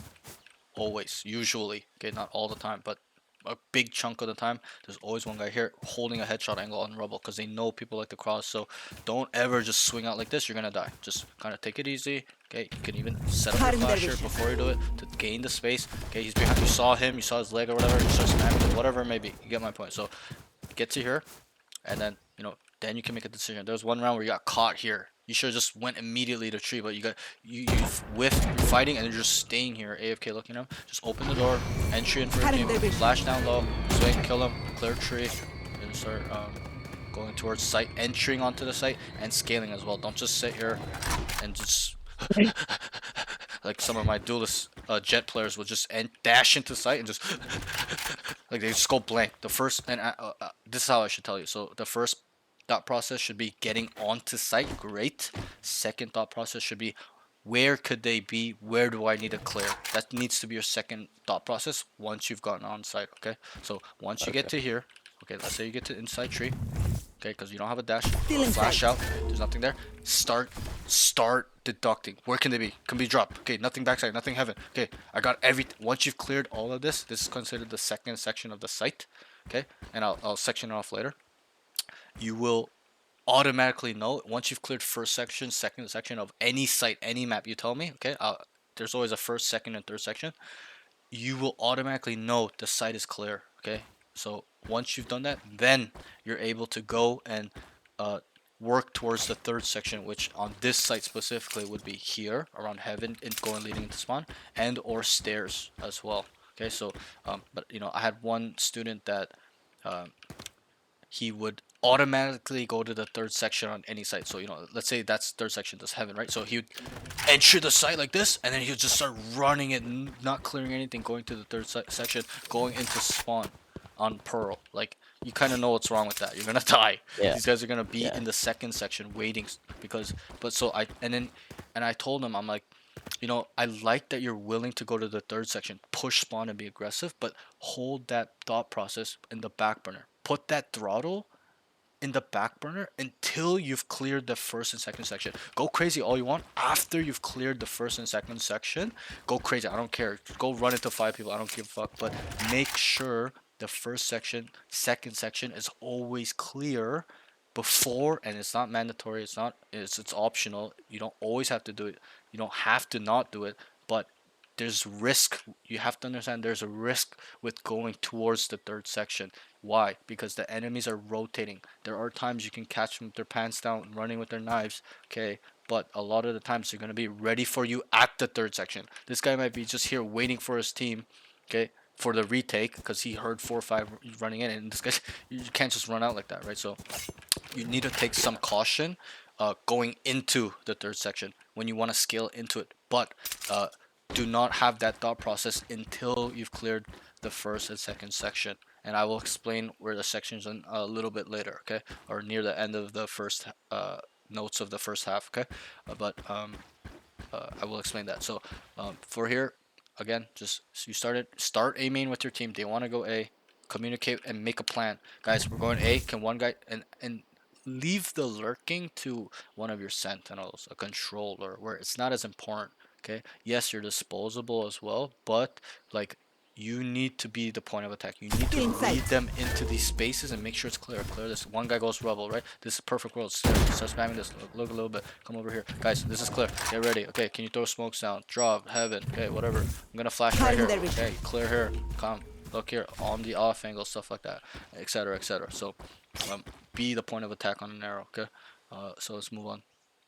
Oh, and then just for the last part of this note, you know, just don't instant crouch spray. Like, you would have killed this guy, you panicked, and then he just deleted you because you put your head into his crosshair. Right, you were shooting him first too. That's it's a little bit unfortunate. Just move, add a little rhythm, add a little swagger, add a little finesse. Right, you know. Okay, you're walking like this. He pops out. Just move to the side and shoot. Shoot like this. Yeah, just or crouch peek later on the fight, not instantly. Like, you know, show him you're standing up. He's, you know, and then micro adjust stuff like that. You throw him off that way. Okay, that's fine. But you're just here. Comes out. Right, like, Yeah. and it deletes you. You're a smart guy. You know what's wrong with that. So we'll move on. Yeah. Round 4. 4 start C main. Okay, and also there's a common theme. You guys kept starting 4 or 5 or 3. Like, just bro, make you be the leader. Make a plan. Hey guys, we want to go C. Okay, can we have 2 guys down B holding the flank and or walk up if they hear them rotate off B to C. Okay, we're gonna make a lot of noise for you. Just walk up B. You know, or guys, it's A split. B split. Okay, we're gonna start 3A main. 2 people are gonna be here waiting, walking. Don't make noise. Hold the main, and we're gonna make so much noise pretending next to B. We're gonna open the door, smoke this perfect world, and we're gonna break breakable and come in. And when we're about to come in, get ready to explode out. Make sure you clear main. Right, like. Have a plan. Obviously, that was very thorough, but it's not gonna be like that. It's gonna be more like, guys, we're gonna split A. We're gonna start A. Okay, we're gonna fake 3A. We're gonna go through breakable and end B. two people sit out B. That's usually how they say it. And then everyone will, okay, got it, got it. And they'll set up accordingly. Smoke and the sentinel will be here. Maybe the smoke will be here, or the people that need to throw some utility to make it a fake, stuff like that. Okay. So plan with your team. Don't be a follower. Just because they're starting 5A, 4A, don't just AFK lurk or just follow them and just right? Like it's silly. Just split up, make a plan, tell your team, guys, can we do a default? Can we go two here, one here? Okay, I'll hold B by myself. Let's go 3A, 1B. Let's do a soft default fake where three people make noise. We're gonna end C. I'm gonna try to lurk up B, stuff like. It's okay if you lurk when you have a plan, but you're just default is just to lurk, and that's the issue. Okay, there needs to be a purpose with the lurk, stuff like that. Okay, let's start 3C. Okay, one guy's gonna sit out B. We're gonna fake the rotate, come back to C, a rehit. We're gonna do a C rehit. So we start a lot here, make noise, come fake it like we're rotating. We're gonna insert the lurk mid or C main because they rotate back thinking it's a rotation, and then we're gonna come back when he takes space, stuff like that. So it's a little bit of leadership, communication, understanding these concepts so you can put it into practice as well. Okay, so let's just move on. Round four starts C main. He flashes out. They don't commit. Team goes B. He's coming spawn to B. So okay, there's nothing too crazy. You guys run eco, so you flash out here, Still right? inside. Love it. You should probably flash out a little bit more Current right division. here, so they cannot kill this angle we walk out. Here is too far. Still in sight. They're gonna see you if they're tight and not get flashed. Okay. Also, they wanted to go C, but they ended at B. And then you got stuck here, just straggling. You got staggered off by yourself. Right, they're all through the door on B. You'll see on the VOD, and then you came back Yeah. this way into B. Okay, just open the door, or just don't be AFK and just follow with them. Okay, obviously there are times where you open the door and this guy peeks. Right, so when that happens, or if you want to be vigilant, just make sure you're walking into B like this and hold for your team. They all went in, you're the last guy in, just watch it, just make sure. Okay, and then help them get on site because you're just like they're on site by themselves. I understand there's a neon too, he can entry as well, and that's one thing I tell my students. If there's two duelists, it's a shared responsibility. It's not always you have to do it always yet, but still make sure you guys are communicating and understanding what each other are doing because you guys are the same role. You guys really need to share responsibilities. One guy can't always lurk. Okay, so you gotta really pick up Yeah. slack sometimes when he wants to lurk, stuff like that, or he's got it when you're lurking, right? So those are the times it's fine, but you gotta make sure you're really, really like planning and communicating with your other duelists because there's two in this case. Pro play, there's usually only one, and usually there's only one duelist player, even if they play multiple duelists, max two in a pro game, but there's always a set duelist player. So um, he has the sole responsibility, but in ranked, it can be shared sometimes. So round five, they start A. He's way back. They open tree, so let's start there. They go A. It was like 4 or 5, doesn't really matter. I'm pretty sure it was 5. Okay, they're coming up. Rubble, you're just here. Okay, you can kind of see what's wrong with that. You need to be the first one out. Come out, flash here. Okay, tell them go get rubble. I got every. I'm holding this. Okay, this is smoke. Perfect world. Clear this. Okay, clear it. Come back. Okay, I got it. Okay, I'm just watching main. Tell them what you're looking at, stuff like that. Tell them what they need to look at. Tell them what they need to clear. When you cannot clear. And then so he's way back. They open tree. So you ended up coming this way. He flashes. Okay, this is that round. So you just open it immediately. Just run this. Right, we went through it. We won't go through it. Just put it here. Still in sight. Okay, and also why it's bad to crouch peek here is because your whole team's behind you. When you go like this, okay, they're stuck behind you. You need to swing out and let them come out with you. Okay, so just swing. This is just an area of the map you should probably just wide swing out into. Okay, just swing. Don't just go because you're stationary. You actually block your teammates from going like this.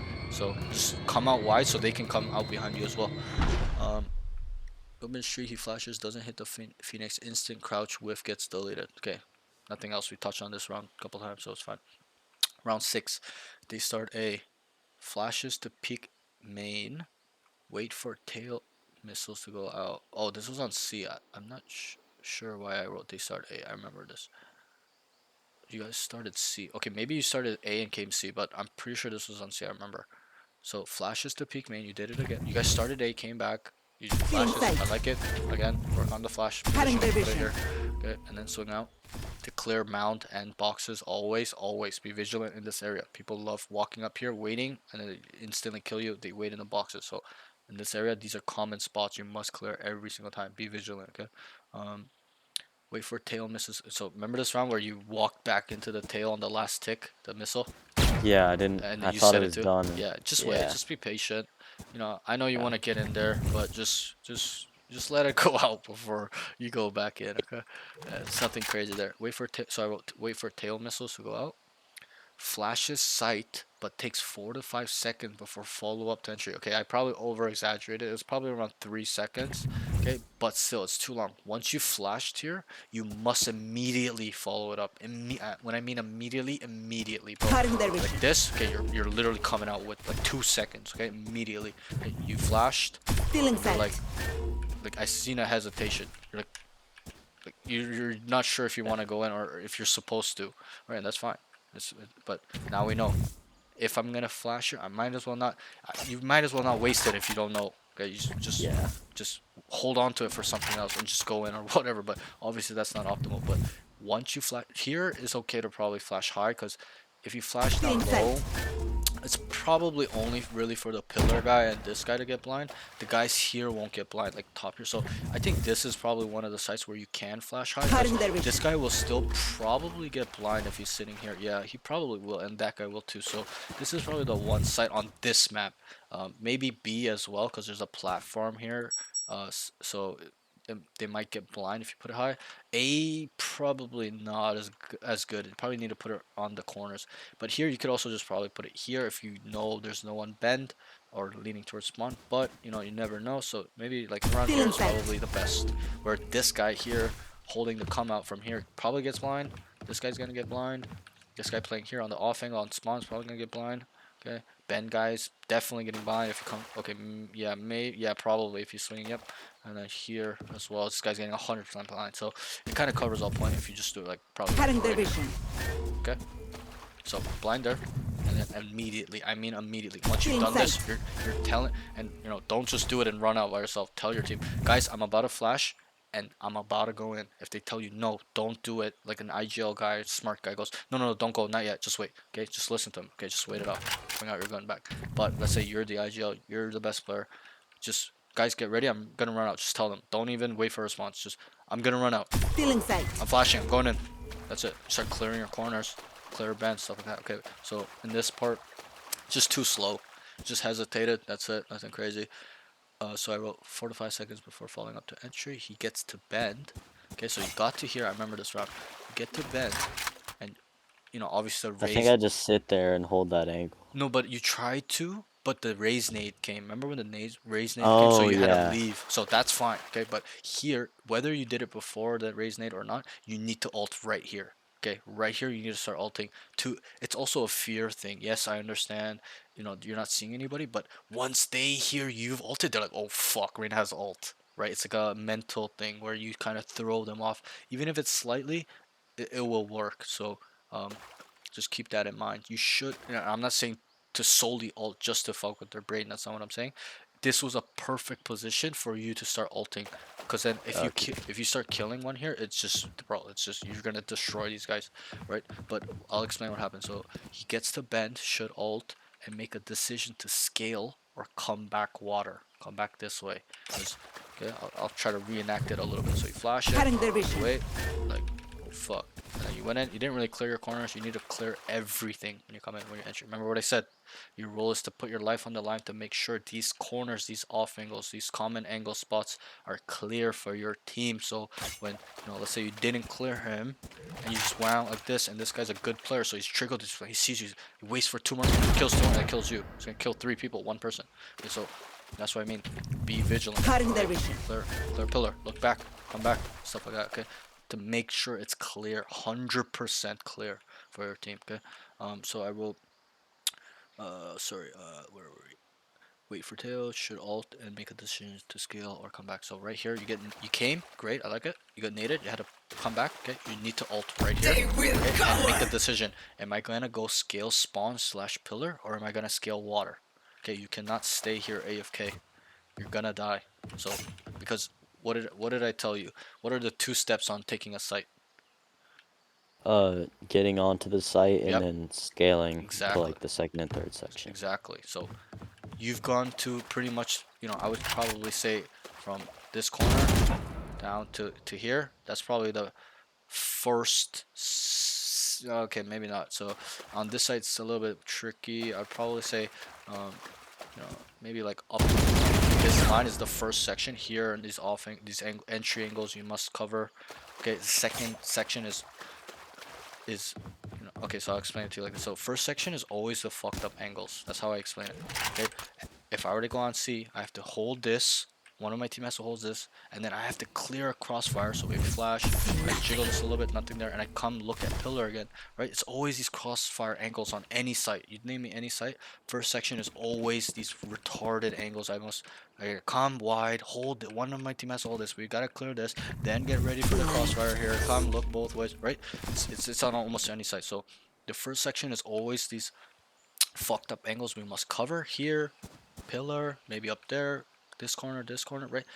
The second section of any site is spots near slash close or backside. So, this spot, this would be considered backside, right? On this site, because it's unique. It's different than most of the maps where it has one big square in the middle and then that's backside and this front side. So, this is a little bit more unique of a site. So, this area, this, even including this, I would consider this probably backside right here.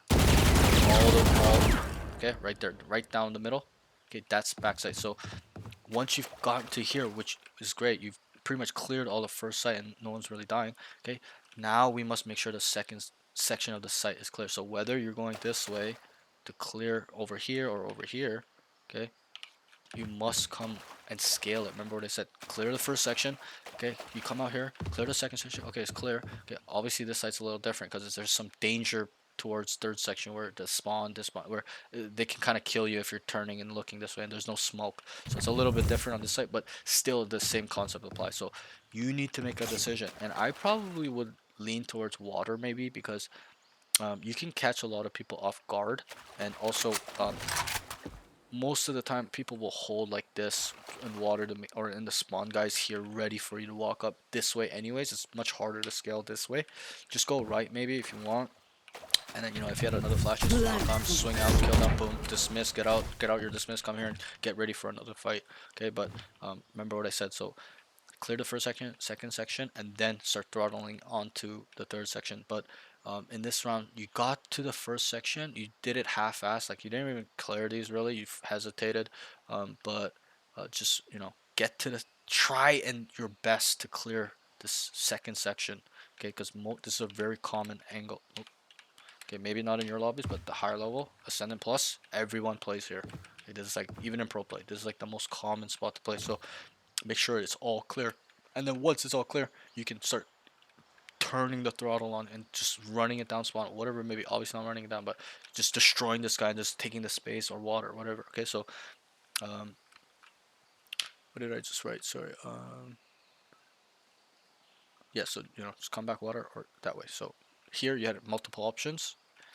In this specific scenario, I don't think going here is that bad either because there wasn't that much resistance. There's just the raise, but it's all optional. It's all situational. What you kind of hear. If you hear 4 water, it's probably a bad idea to go this way.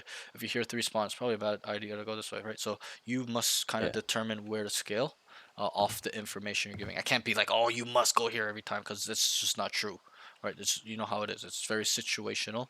I try to keep it very general, so I leave it to the user to really use his mind and make that decision when that time comes. So that's that. Okay. Um, Coming with this note, don't hesitate. Okay. Make sure you're clearing all your off entry angles where they're gonna hold you when you come in. Clear the first section. You did it well, decently. Good. You got naded. Come back. Alt. Okay. Immediately alt here. This kind of scared them a little bit. Okay. If this is not smoke, never ever scale. If it's smoke, yes, go. Okay. And also if it's scaled, smoked, you can scale this way as well. But if it's not smoke, never ever go up this way because they're gonna kill you. They have angle. They can see you from over here and here. Okay. So keep that in mind. Let's move on. Round 7. Team is buying. He should probably buy, like force buy or tell them to save, so that way you don't have to buy. It's nothing crazy. That's just basics of economy. They go 5 tree. He's stuck fighting breakable. Okay, so you guys ended up coming all the way up here, 5 of you guys, which is very unheard of in my lobbies. But you saw whoever it was here, and you got stuck here. You'll see it in the VOD. Like, you should have obviously instantly deleted him, right? But you kind of knew he was there, so you were just here like this. Like, just leave, bro. Just, if you cannot kill him and you're stuck, like, not stuck, but holding, just bro, just go to the site. There's no point in you being here. If anything, you being here doing nothing is actually helping the defenders, because what's your role? Duelist, so I'm supposed to help get on the You're, site. you're an entry, so, right, you're Yeah. supposed to go on site. So, they're actually doing a lot by keeping you here. Okay, you need to just identify. Oh, yo, one link. Just tell your team what breakable. Flash out. Start taking site. If anything, this means to me as an attacker, there's less resistance on the site.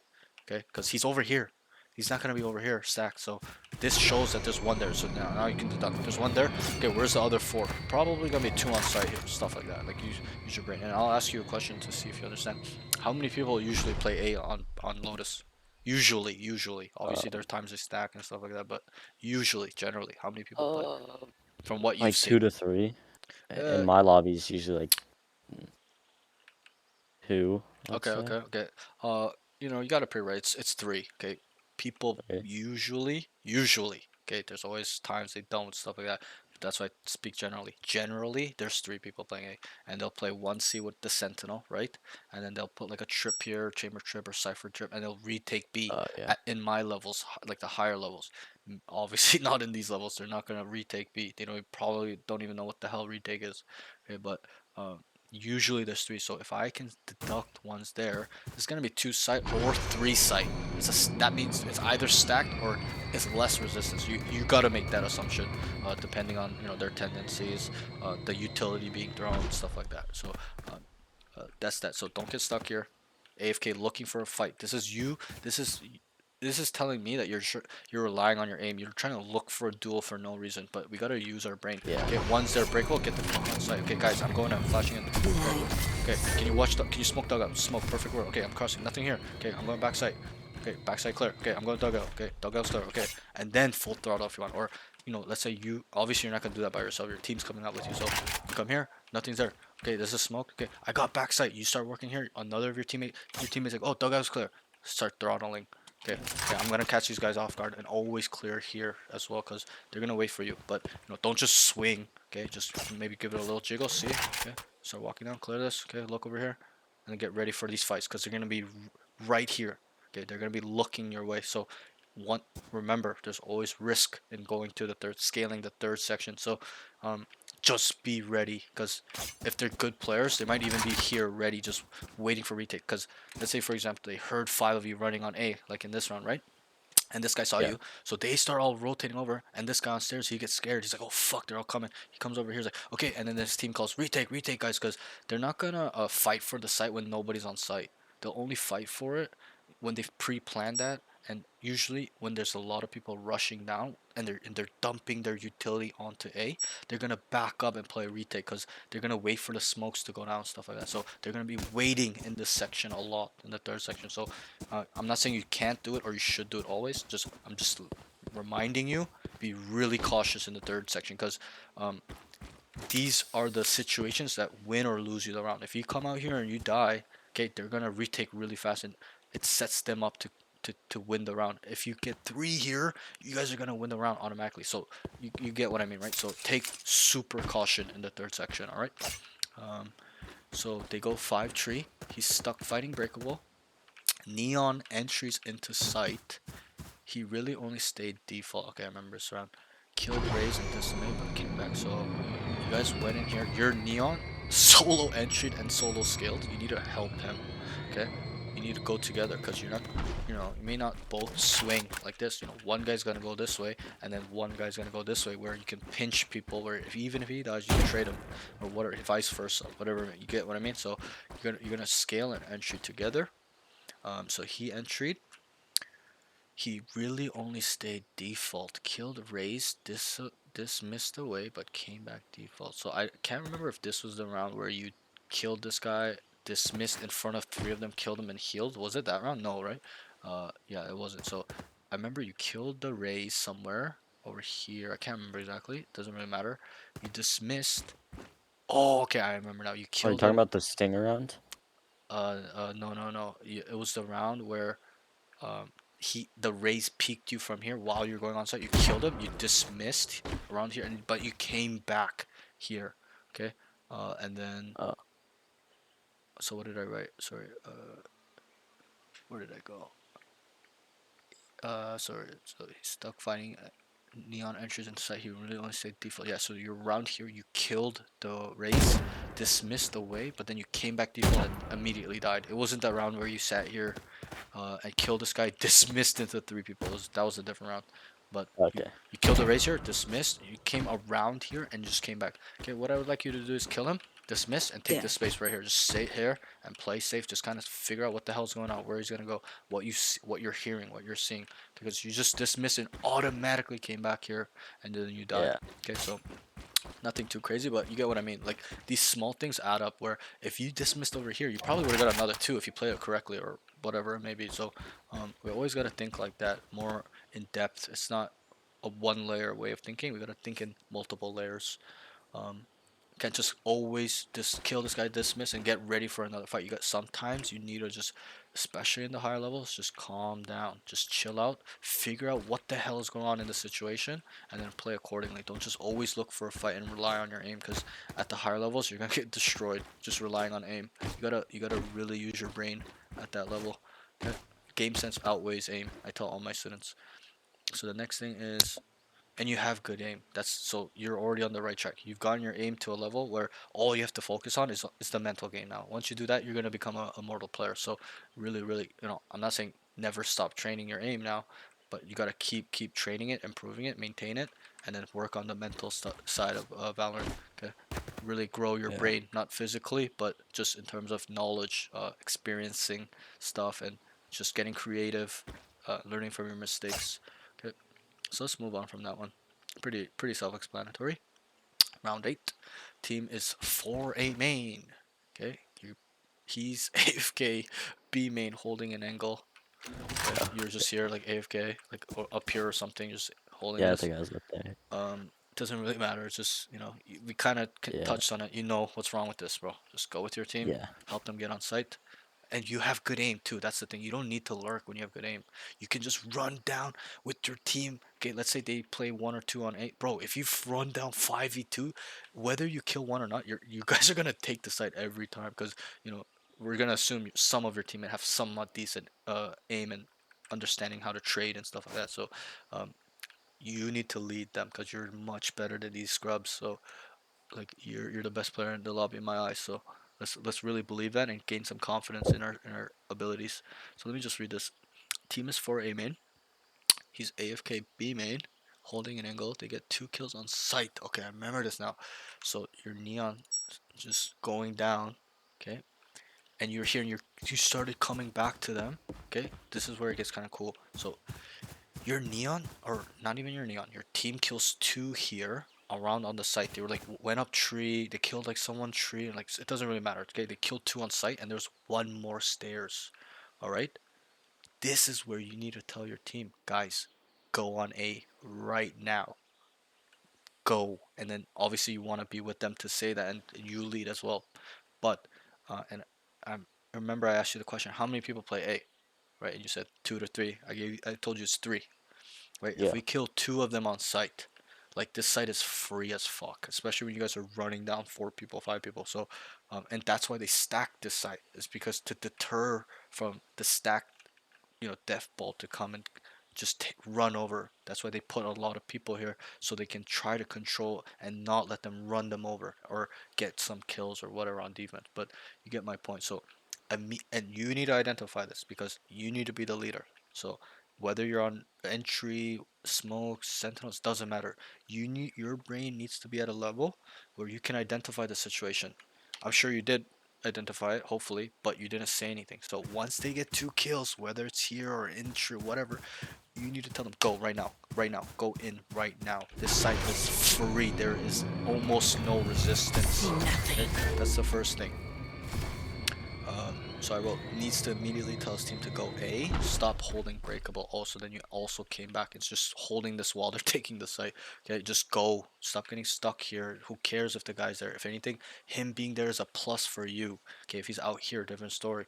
But if he's stuck there by himself, just let him be stuck. Just let him think that you're still here holding him. He's never gonna peek at the higher level. So, or he might try to challenge you, but a good chunk of the times he's not because he knows there's risk with peeking. You have a headshot angle, he's dead. So just keep him stuck there and go on the team and go on the side and help your team and scale, and then start throttling up to the third section once you've cleared first and second. Okay. So then that's that. Tells stop holding breakable. Doesn't need to flash into sight from tree. So okay, I remember this too. They're already on site, killed. They had the site. You don't need a flash here. It's useless. Just run. You could just knife out and run if you identify the situation that the site is free. So don't waste your flash. Use it for a post plant scenario, something like that. Okay. Okay. Because you understand, right? Like they had the site. They killed two. It's open. It's wide open. You don't need. There's no threat. So just you don't just save it. It's probably better to save for a post plant or just information. Like let's say it turned into a 2v2. God forbid somehow. You hear them stairs. Store it out here. They're gonna start shooting it. Both of them shoot. You tell them, yo, both main. Okay, one shoot. Hey, there's one there. Okay, watch your dugout. Be careful. Watch Evan. Stuff like that. You can start deducting off this information. It can be an information flash as well. So. Just save it. Sorry, what did I write? Doesn't need a whole breakout. Doesn't need a flash into sight from tree. It is wide open. They killed 3. Start scaling like his neon. So if you watch the VOD, your neon was going insane, just scaling, just running it down through the site, trying to go spawn. So you gotta play like him when you guys are doing things together. Like do it together. It's like the craziest thing ever. When you have 2 good duelists, it's insane. Okay, you're gonna just roll their team all the time. Okay. So yeah, there's nothing much there. Kind of touched on everything on that note. Round 9, they start A, trades out 4v4. Jet walks down mid, and so this was that round where you needed to make a decision. Jet walks down mid and kills his team. Now it's a 3v4 for you guys. Need to make a decision to go fight Jet or go fight a main. He needs to tell his team to fight Jet. He's getting caught flat-footed. Okay, so here obviously you guys are fighting 4v4 now. It's 5v4. You guys came back here a little bit. Okay, and then the Jet kills your teammate. And somehow, some way, he crossed. Like I don't know in what world he's able to cross when there's 3 of you here. Like he should be dead. Okay, Yep. and then so here you just gotta slow your thought process down. Okay, obviously there's threats all around you. It's a little bit hectic, but just calm yourself down. Just really, really start thinking split decision. Okay, what do we need to do to win this round? Okay, do we need to kill this Jet, fight him together, or are we gonna go back here, clear this guys, kill them, and come back later once we take in the site? Because if you guys went this way and killed them all and went to site, this guy is forced to come. He's forced to flank, so you guys will be ready for him a lot of the times, especially if you kill everybody here. There's a lot of times in the higher level lobbies that happen when we don't choose to kill the flank and we go this way and we kill everybody, and then he's forced to come and we come back to him later. Okay, that's a different story though. So here, just chill out, just address the situation. Okay, there's a lot here. Minimum 2, at least 3 plus. Okay, Jet is here. Somehow he crossed. I don't know how. If anything, him crossing actually helps you make a decision easier because he's stuck. Okay, unless he's got dash still, but I don't think that. Okay, he's over here. Okay, I'm pretty sure he had a flash. I could be wrong. Doesn't matter. But here, just slow down. Okay, and this is where like the communication synergy comes into play, where you tell them, guys, let's fight the Jet, and they all immediately say yes, let's go, and you guys start turning this way, flash, delete him, and start running C because it's free. Remember what I told you? If they walk down mid or C, and they know you're here, okay, that and you kill this guy, it's likely he walked down. He's the last line of defense on that side. They've come already stacked toward A. He's the only flanker, or there'll be 2 if there's 2, but you get what I mean. So once you kill him, this is easy pickings. Okay, so understand, you gotta kind of understand these things. So here, I would just go and tell my team, guys, swing this fucking Jet right now. Even if I die and they trade him, they still have a chance to win the round and get a free site. Okay, so just lead. Don't just AFK. Just lead. Just start swinging this guy. So if anything, it's a 1v1 anyways. If you just swing, right? But you have 2 of your teammates there, so they're gonna swing with you. Well, we have to assume at the higher levels they will. these levels no. So just swing his ass. You have better aim than him, so just destroy his ass, okay? And then be adamant, guys. Get the fuck out. Let's go see. It is free. Follow me. I know better. I am the best player in the lobby. Follow me, okay? So that's that. He needs to tell his team to fight. Jet. He's getting caught flat-footed. That last note is just, it's almost like you're frozen in time. Like if you watch the VOD, you're just here. You're going back. Like you're watching the jet cross. You're just unsure, right? So, you know, whether and someone said this in the stream in the last session. It's like, wouldn't you want someone rather to make a you know a bad decision and still go with it fully 100% versus them just hesitating on a good decision? And I said, yeah, that's 100% right. I'd rather, even if you guys all died to this jet, just swing him out, even if that's a bad play, rather than hesitating with trying to think about a better play. Okay, you kind of get what I mean? Like, just don't hesitate, don't get frozen. Whether you think you're gonna die or whatever it is that you're thinking in this moment, I don't know what you are, but just go and make a decision, right? It's like being lukewarm. Don't be lukewarm. You gotta be hot or cold. Don't be lukewarm. Okay, be hot or cold. So either you're just gonna AFK in a corner forever and sit there, or and you kind of did, but still, like, even if it's a bad decision or a bad move, just do it with full conviction. Like, just really just go and do it, whatever it is. So I'd rather you make a bad decision and you tried your best versus you just staying AFK and just hesitating all the time in your decision making. Okay, so here we won't go too crazy on it. Just make a decision, guy, and communicate. Be the leader. Are we gonna go here and fight, or are we gonna kill this jet? Obviously, in this scenario, you should fight this guy, because then that means these sites are free. Okay. Round 10. They start 4C. Go sight. He's AFK lurking mid. Okay, you can kind of see the common theme here on attack. Okay, you're always mid AFK. Okay, and that's a problem. Okay, especially if you want to climb. Okay, I understand you got good aim. You want to kind of, get your KD up, whatever. Okay, but I tell all my students, okay, don't play for KD. Don't play for your ego. Don't play for kills. Play to win the game. Play to win the round. Okay, set your team up for the highest chance of success. Okay, don't just solo play and be selfish. Okay, like I told you, duelist is the most selfless role. Like, people don't understand this concept. Like, you're literally putting your life on the line for the team. So make sure you are doing that. And because you have good mechanics, you won't really be putting your life on the line, because you're going in with your team, killing them, and your team is behind you ready. So that's a bonus. If you had shit aim, I'd be like, okay, bro, like, it's gonna be tough for you to be a duelist, but you have good aim, so that increases your chance to stay alive further. Okay, so remember that. Put your life on the line for the team, for them to win. Okay, so they start 4C, goes sight. He's AFK lurking mid. He gets a good kill, goes into link, whiffs slash not patient enough for the lurk. He doesn't also. Oh, okay, I remember this round now. Okay. Okay, so they went C. Okay, you were here by yourself. You killed this guy here, remember? Killed him? Yeah. Okay, bro, you don't need to run, and you don't need a flasher.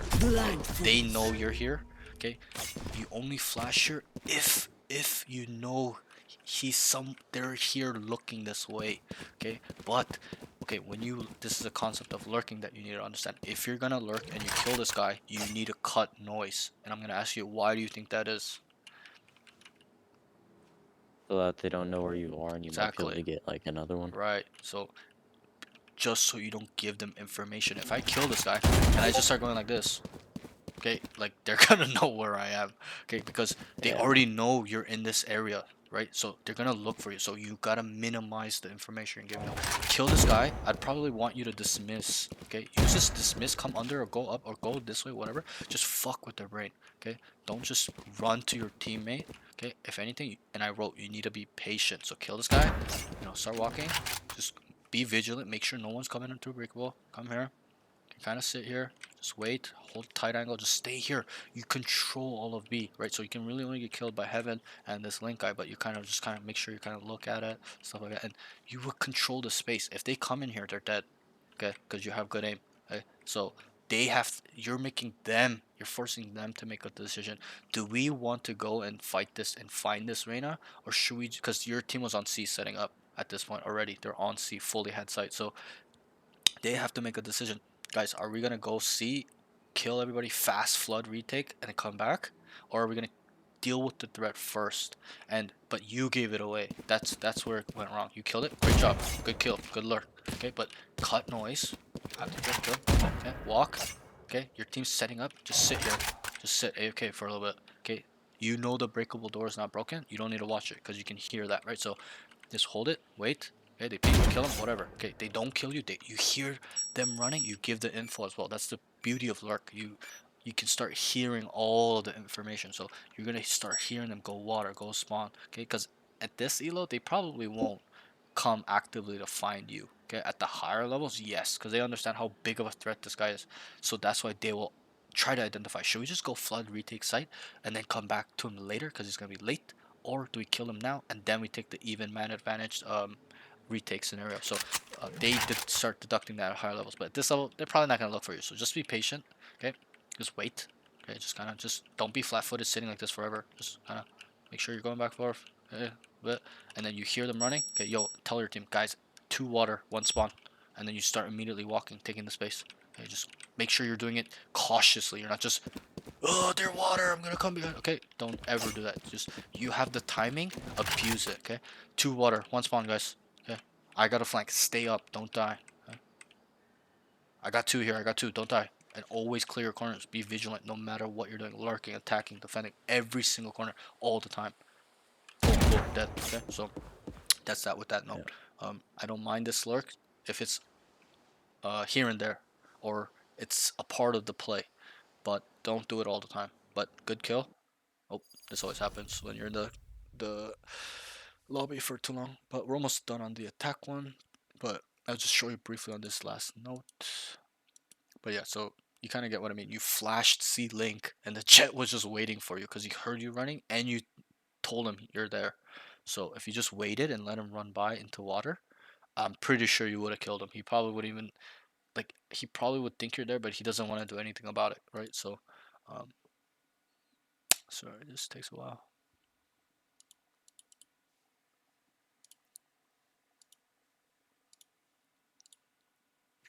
Ugh. Any questions on that note so far, or anything so far? No, I don't think so. Okay. Anything you want to talk about so far, or no?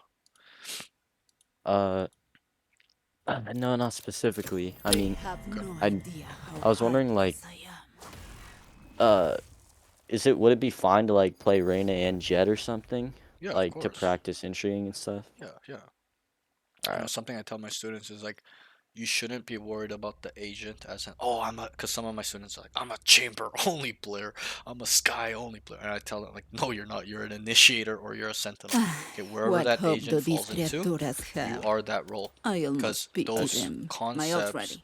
and skill sets transfer over no matter what agent you are, as long as you're in the same role. You kind of get what I mean? So, like, Yeah. entering first, second, like that applies to any agent. Okay, it's not a Reyna specific thing that I'm telling you. So that's what I mean is like, okay, you want to be a duelist player, a Reyna player, just focus on being a duelist player, a entry player. That way, whether you're a Neon, ISO, Jet, Raze, it doesn't matter. You know what the hell the protocol is. You need to get on site first. Okay, you need to get on site first. That's your protocol, and we must make sure that the first section, second section is clear and safe for my team. Then I can throttle. Okay, that concept will go on any agent, right? It makes sense, right? So, Yeah. you are not a Reyna player in my eyes. You are a duelist player. You're an entry player. So it doesn't matter what agent you play.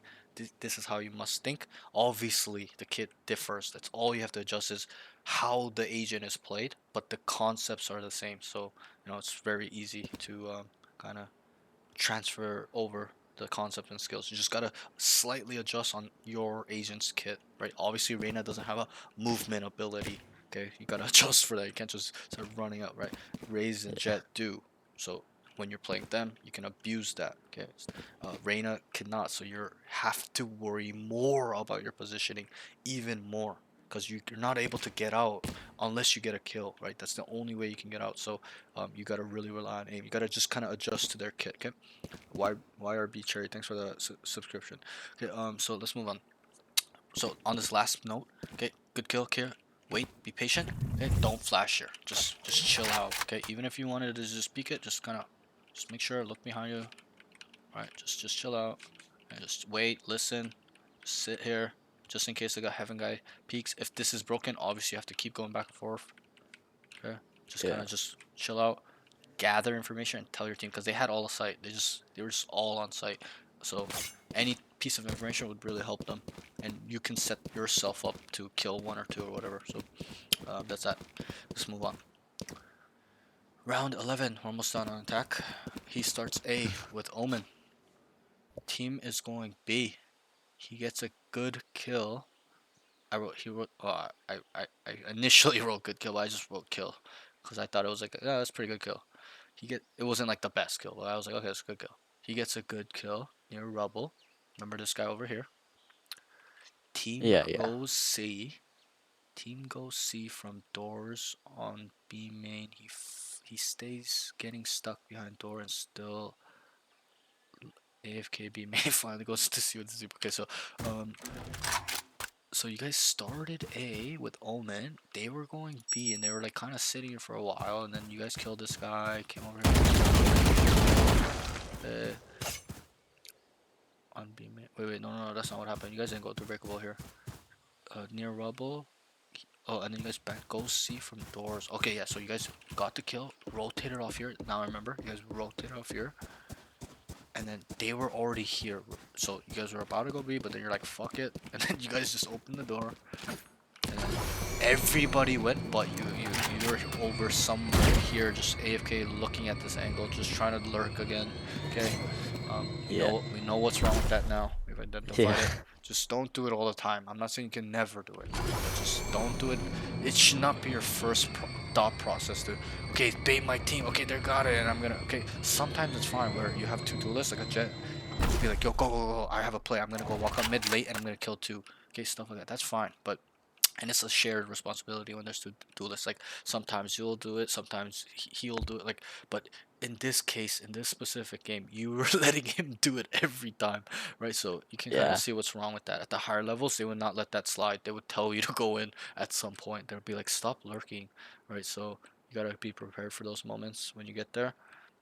So you just still AFK B main, finally goes, so then you finally, like they were already in or whatever, said whatever, and then you finally went in. Okay, nothing crazy in that round, it's just a lurking aspect. Okay, first, okay, once you guys rotate and you think this is weak, okay, first thought process, remember what I told you, entry, second process, okay, we're in, first section clear, gotta clear the second section, okay, the whole side is clear, okay, let me just throttle it on and be aggressive, super annoying, just start killing people in spawn or whatever, or play a really fucked up off angle where they're just gonna walk in the circle, whatever it may be, okay, at that point. But I don't care what you do in the third section, or if you want to scale the third section, just make sure the first section and the second section of any site you go on is clear and fully cleared and safe for your team. Okay, so let's move on. Round 12. They semi default. He flashes A main, not taking any space, just holding one angle. Nothing crazy here. You guys were semi default, so like you guys were kind of spread apart, around the map. You're here, you flashed A main, Still in and sight. then you were just like holding this forever, if I remember correctly. You were just like here, like for not forever, but you get what I mean. Like at least 10 seconds. You're just like take space, clear rubble, start walking down, ask for a smoke stairs. Okay, stairs, start holding it now. Okay, get ready to fight here because there's always one guy here. So slice the pot. Okay, no one's there, guys. I've walked up all of A main. What do you want to do? Okay, then this is where you start mid-round planning because there was no set plan, right? So or lead them, guys. We're gonna go B, whatever it may be. It's all situational, but you get my point. Just do something else. Just walk up. Oh, the good players, when there's nothing to do, they'll fuck with the enemy. So they'll come up, open the door, come over here, throw a flash, pretend fake A, and then your team just starts walking up C, B, whatever, and breakable door. Just be super annoying, right? So stuff like that. So get creative in a way as well. You can be so creative in this game. You can do so much stuff to really fuck with the enemy. Okay, so now we are on. Oh shit, this section is pretty big too, actually. Okay, we're almost done. Okay, so we got 10 rounds to get through. We'll go to the range and that's it. Okay, I know it's been Alright. long. Round 13. You okay? Like you Yeah, I'm good? good. I'm Okay, good. okay, good. Okay, so round 13. I know it's long, but I like to make sure it's really deep dive and Yeah, no, thorough I and appreciate it. I've been in silver for a long time, right, so and you know, when you're telling me you want to get better, I'm gonna help you get better. I'm gonna help you climb, but it's on you to take this knowledge in and apply it. And I know you will. I'm just saying some of my students kind of make it seem like they don't care or whatever, but I mean, they're paying me, so I don't really care. But right, but I'm gonna try. I'm gonna try my best at least to giving you Yeah. guys the knowledge that I learned by myself. No one really taught me all this stuff. I learned all these concepts by myself throughout playing the game over the years. I didn't play 5 years straight, but you know I was on and off. But still, I learned it by myself. So it's a little bit of me trying to share my knowledge with the younger guys and people that are stuck, because I know that feeling. I've been there too. People think I've just been born immortal. Like, bro, I started this game like silver, and then I climbed to diamond. You know, it took time, right? I put a lot of work into getting this way of thinking. Okay, so round 13, 2 1 2 setup, as in 2 here, 1 here, 2 here. That's what I wrote.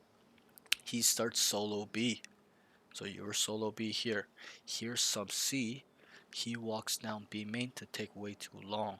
Okay, so let's stop there for now. So, okay, first things first, I really like this thought process that you heard multiple C, outside C or whatever. But one thing I would probably say is just make sure that this is really clear. Because you kind of just start walking out like this, okay, you're gonna die at the higher levels. You're gonna be ready for you. So, especially if you only hear 3 or 4 or 2, okay, remember what I said, there's only 5 enemies on the team, so make sure you're counting for everybody. If there's 4, you gotta be cautious here, just in case. Be vigilant. If there's 5, okay, obviously you can just run it down. You know there's 5 there. They're telling you there's 5 different, sorry. Okay, but account for every single body on the map at all times, whether you're attacking, defending, whatever, maybe lurking. Okay, so you walk down solo B. I love this thought process. This is called taking space. You're taking space because you know they're going to C. You're not going to just run to C. You're getting proactive. You're kind of making, so make sure you clear this. And there's always an off angle here, so you always come like this. Okay, you hold this for a little bit, come wide, clear this again just in case, come wide again. Okay, and then you start working towards here. There's always off angles here too, so just kind of work through it. Okay, kind of hold this for a little bit, come wide. Okay, nothing there, come here. Just in case there's a straggler on A, walking, shift on, you always look behind you. Get ready for C, and then go. Okay, so let me just read through this. So here's some C. He walks down B main, takes way too long. Okay, they are already out. He's still walking C main. Okay, so you'll see it in the VOD. Like, you're here. Okay, not clearing your corners. So again, clear it like I showed you. Okay, come here, come here. Make sure no stragglers. Okay, at this point right here, maybe even like here, you need to start running around here, somewhere here. Okay. Because Yeah. if you looked, you just had to look on your minimap. They were out. They were fully like going like this. So you gotta just know there's gonna be one here maximum one, maybe 2. So just clear this, and then, but you shift walk the whole way. So again, here's like Yeah.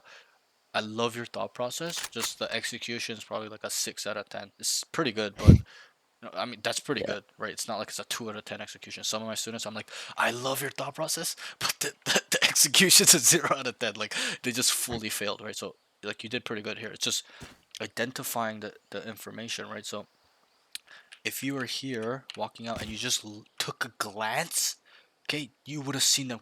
Their intention was they're out, they're coming out, and your teammate obviously have to tell you they're coming out. But here, just start running, okay? Start clearing corners, okay, clear, okay, and then you would just keep running, and then maybe stop running here just in case.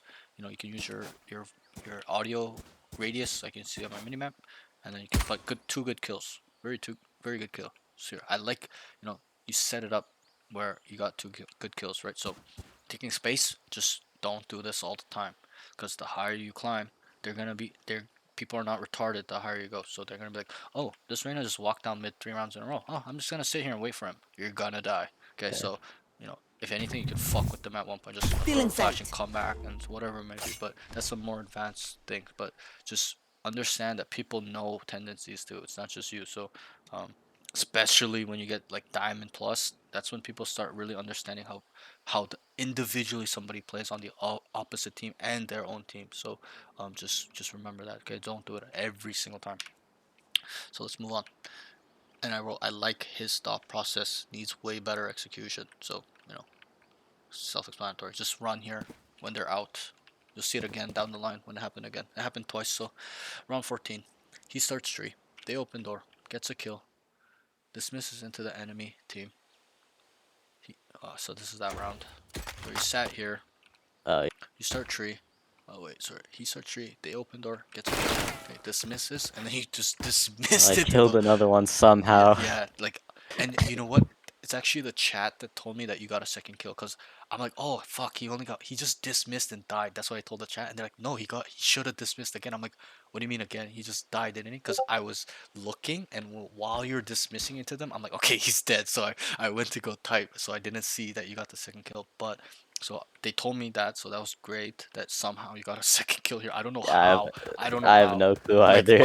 like I'm telling you, you got this kill and then started dismissing here, right here. When I saw three people, I'm like, okay, he's dead. I went to go look at my notes to type, and then they're telling me he got another kill. I'm like, what? How? So, okay, and they pointed it out as well.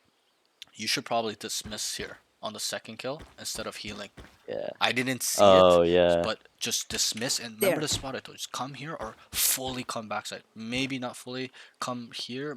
Okay, really situational. If you hear like three running, probably want to go backside. If you hear one running, you should probably come here and fight them and then just kind of look here. Or you can try to get to drop, but I don't know if it's enough time for you to dismiss. You probably will come out around here, which is not the most ideal thing. You want to come out around here. So I didn't see it too well, but just dismiss and play accordingly. You could probably just got the second kill, dismiss, come back, throw a flash very Cutting their quickly, and vision. then get ready for another fight. You know, that's a bad flash. Still in sight. Just get ready for another fight, right? So, um, overall, also I would probably recommend you not sitting here.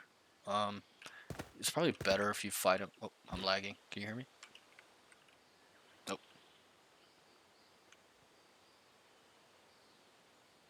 Hello, hello, hello, hello. Yeah, I can Okay, hear you sorry, now. I sorry. can hear you now. My internet is so bad right now. This All good. week has been really bad, but I probably you can hear me, right? So I Yeah. probably wouldn't like you. So I was saying I would I'm probably watching would. here. You know, this isn't in a bad spot, but it's pretty common. So you know, Yeah. I probably would rather you play like here. Okay, so you can look both ways. You know, or tuck There. tree. This is probably less ideal. You probably want to play There. here, There. here, backside or drop, or even over here in heaven. When you hear them like full rushing down, just start repositioning. Maybe even throw a flash Cutting here their when they're vision. coming out A main, and then just start because you're here for, and then you just kind of wait here. Just kind of fuck with them here, okay? But yeah, so coming with this note, good kill here. Dismiss. You don't need a dismiss out here, right? So a little bit of that understanding what the attackers are doing note that we touched on. Like you kill them here, you probably don't even need a dismiss. You just wait, or if you yeah, I don't think you dismiss here. You just kill him, wait, just hold it, wait until the door is closed, and just immediately start looking this way and just holding it down, and then just play accordingly. Okay. Um, you know, obviously it's different if you hear three. You might have to dismiss and get out, but I really only heard one really. Just because on the mini map you just kind of see them coming out this way, so that's that. But just I think the best spot is just to play here. This is my opinion. Hey, he comes out, kill him. You look here, and if they start bum rushing, maybe dismiss out the door because it's still open. Whatever, maybe it's all situational. But second kill, just dismiss. Probably There. come around here, somewhere here or backside or drop if you can get there, or come back tree maybe because it's like nobody's there. You killed the last guy, doors closed. Just this back here. This is probably the most ideal. Still in Just sight. get for another fight. Okay, so because you know they're gonna bum rush you at that point. Yeah. So that's that. Sorry, where were we? Dismisses into the enemy team. Default gets another kill and heals, and then you guys got ecoed here. Remember that you guys lost the round, which is not important, but it's crucial because you could have lost the game off this round solely. But there's a reason why you guys didn't lose, and it's because of this round. So round 15, and it's solely because it was on your back. So enemy goes A, he goes spawn to heaven. So you're over here, and they're on site. Remember that you had a sheriff. Gets two Oh yeah. really huge sheriff kills. You killed like one guy here, whatever, like somewhere. It doesn't really matter, but really big kills. And then you picked up his phantom. Okay, one thing I'll say is, remember when you swung here and you saw the second guy in tree, and the raise was here. Yeah. You gotta tell your team immediately. I know you're mid fight or whatever, but just try your best. Tell them, yo, one tree, one on me, like as fast as you can or whatever. Come back and Yeah. say it, whatever, because you just kind of swung into two of them. You gotta just let Yeah. him know, even if you don't think he's listening. Just set yourself up for higher levels where he needs to know what's going on. Okay, and obviously you would never swing this by yourself. You'd wait. So Yeah. you'd hold this and then tell him, yo, there's one right here, one right here, ping or whatever. One tree, one right here. There. So that way he can play accordingly. If you did not tell him and the tree guy's holding this, he would have just ran out and died. So like obviously you took over the round, but you get what I'm saying. I'm trying to make sure you're not in positions where um it's unfortunate, right? We're trying to stay ahead of those type of decision making, bad comms, stuff like that, or not calming at all. So that's the one thing. Great round by you. This is the biggest round. Obviously, this is the game-winning round, in my opinion, because you guys got ecoed. You're supposed to lose this round. Okay, so it would have been much harder to climb, but you came back and countered ecoed them. So let me see what I just wrote. Picks up Phantom, wins the round, counter eco. He also needs to calm that one default, one tree. It's not technically default. She was like the race was here, but it's somewhat just say near default one tree. So he knows in case you die, he knows what their last scene. He can play accordingly. Okay, let's think about it at a higher level. He will try his best to 1v2 if you give him those comps. So then I wrote, okay, so that's it for that. Nothing crazy there. Great shots, good kills. Off this round, I kind of knew you had good aim. I was like, okay, he's got no, no other of my students are winning clutches like this. Okay, so because I always tell them like I want to see how your aim is when the game is hard, not when it's easy. And it was semi close game, so um, that shows your true skill when the games are hard, how you're killing people, stuff like that. You're not really shying away. You're not letting it get to your head. So that was really good. And I'm not trying to glaze. I'm just being totally honest. So, so it's not glaze. Yeah, I know. I'm just being 100% honest. So if your aim was shit, I would tell you it's shit. But so they Yeah. are going A. He walks down mid to flank, commits, gets one good kill. Bomb is down. Needs to tell them. So I'm pretty sure you went A here. So you walk down mid again. Clear your corners. Okay, be vigilant. Even if you're coming here, look behind you just in case, and then come back after you rounded the corner. And then you killed whoever here. Okay, just let them know bombs down. That's probably the most crucial thing you didn't do here. That way, if there's guys on C, if there's guys on B, they're gonna start running to you guys because the bomb is down. They need to make sure that it's still there, not picked up. Okay, they're gonna come to help you. So, just tell them bomb is down. Okay, that's the most important part. And that's it. Not much. You guys completely murdered them here. Whatever. It's not a big round. They're on eco too, I'm pretty sure. So not really crazy. But just tell them bombs down, guys. I got it on me. It's on me. Just remind them. Round 17. He starts on B. 2-1-2 setup. So 2-1-2. So you're the solo on B. Tells team looking like C. I really like this. Okay. Most people, even in Plat or in the Senate, don't talk like this. This is a high level way of thinking. You kind of knew there's nothing B off noise. Okay, obviously you can't make those assumptions all the time. You gotta always clear it, then make the assumption. But then you're like, looks like C guys, and then you started running.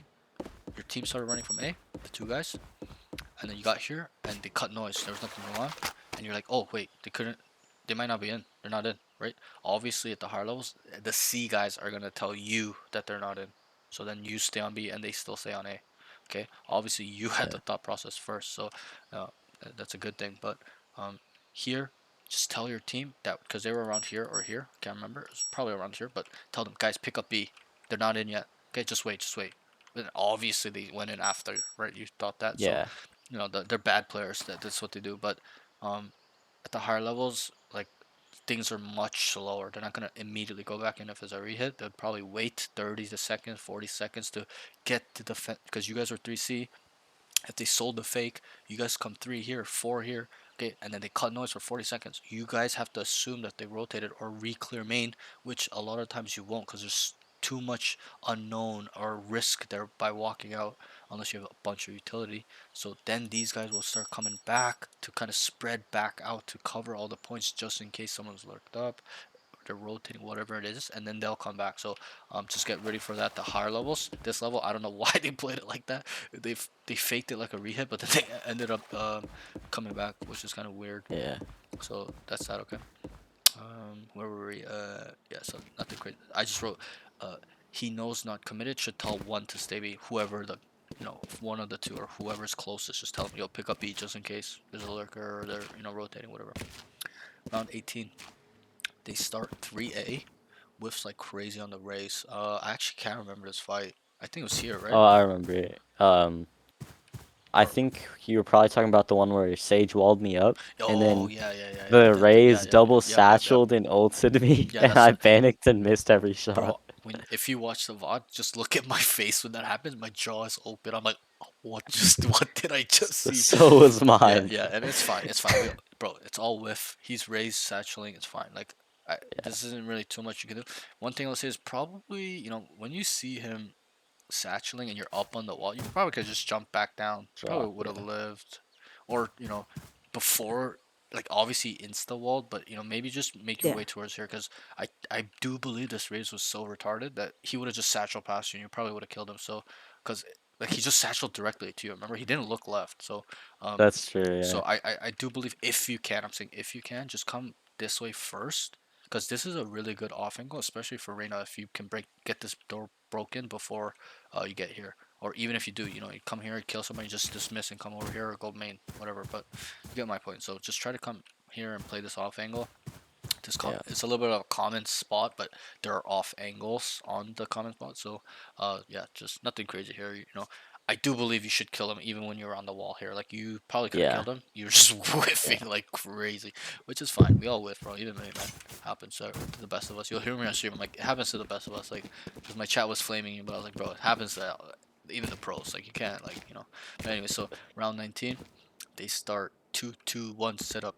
They go on B. He's unbreakable. So it's 2-2-1 solo C, 2 on B, 2 on A. They and you're breakable. You're over here somewhere. They go in B as in the enemy's going B. He's unbreakable. 4v5 post plant. So remember the tail ulted you and you're like trying to run up, but then you figured out there's space, so you stayed here. That was really good. I think most people would die here, but most people. But it was good that you realized there's a small Yeah. sliver you could stay alive. So then you stayed alive, and then I wrote he's unbreakable 4v5 post plant. They got the bomb down. One of your teammates dies. It's 4v5. I put good flash and 2 kills. Could dismiss on second one to get info on close player. So again, you flash the Still in peek, sight. kill this guy here. Boom, nice. Kill this guy. Remember what I said. Dismiss, come out, clear it, Yeah. come back, get ready for another fight. If you have another flash, Cutting flash their out vision. again, and then swing. Because they were stuck over here, your team. So you killing these two is so big. These are 2 huge kills, okay? Really good job.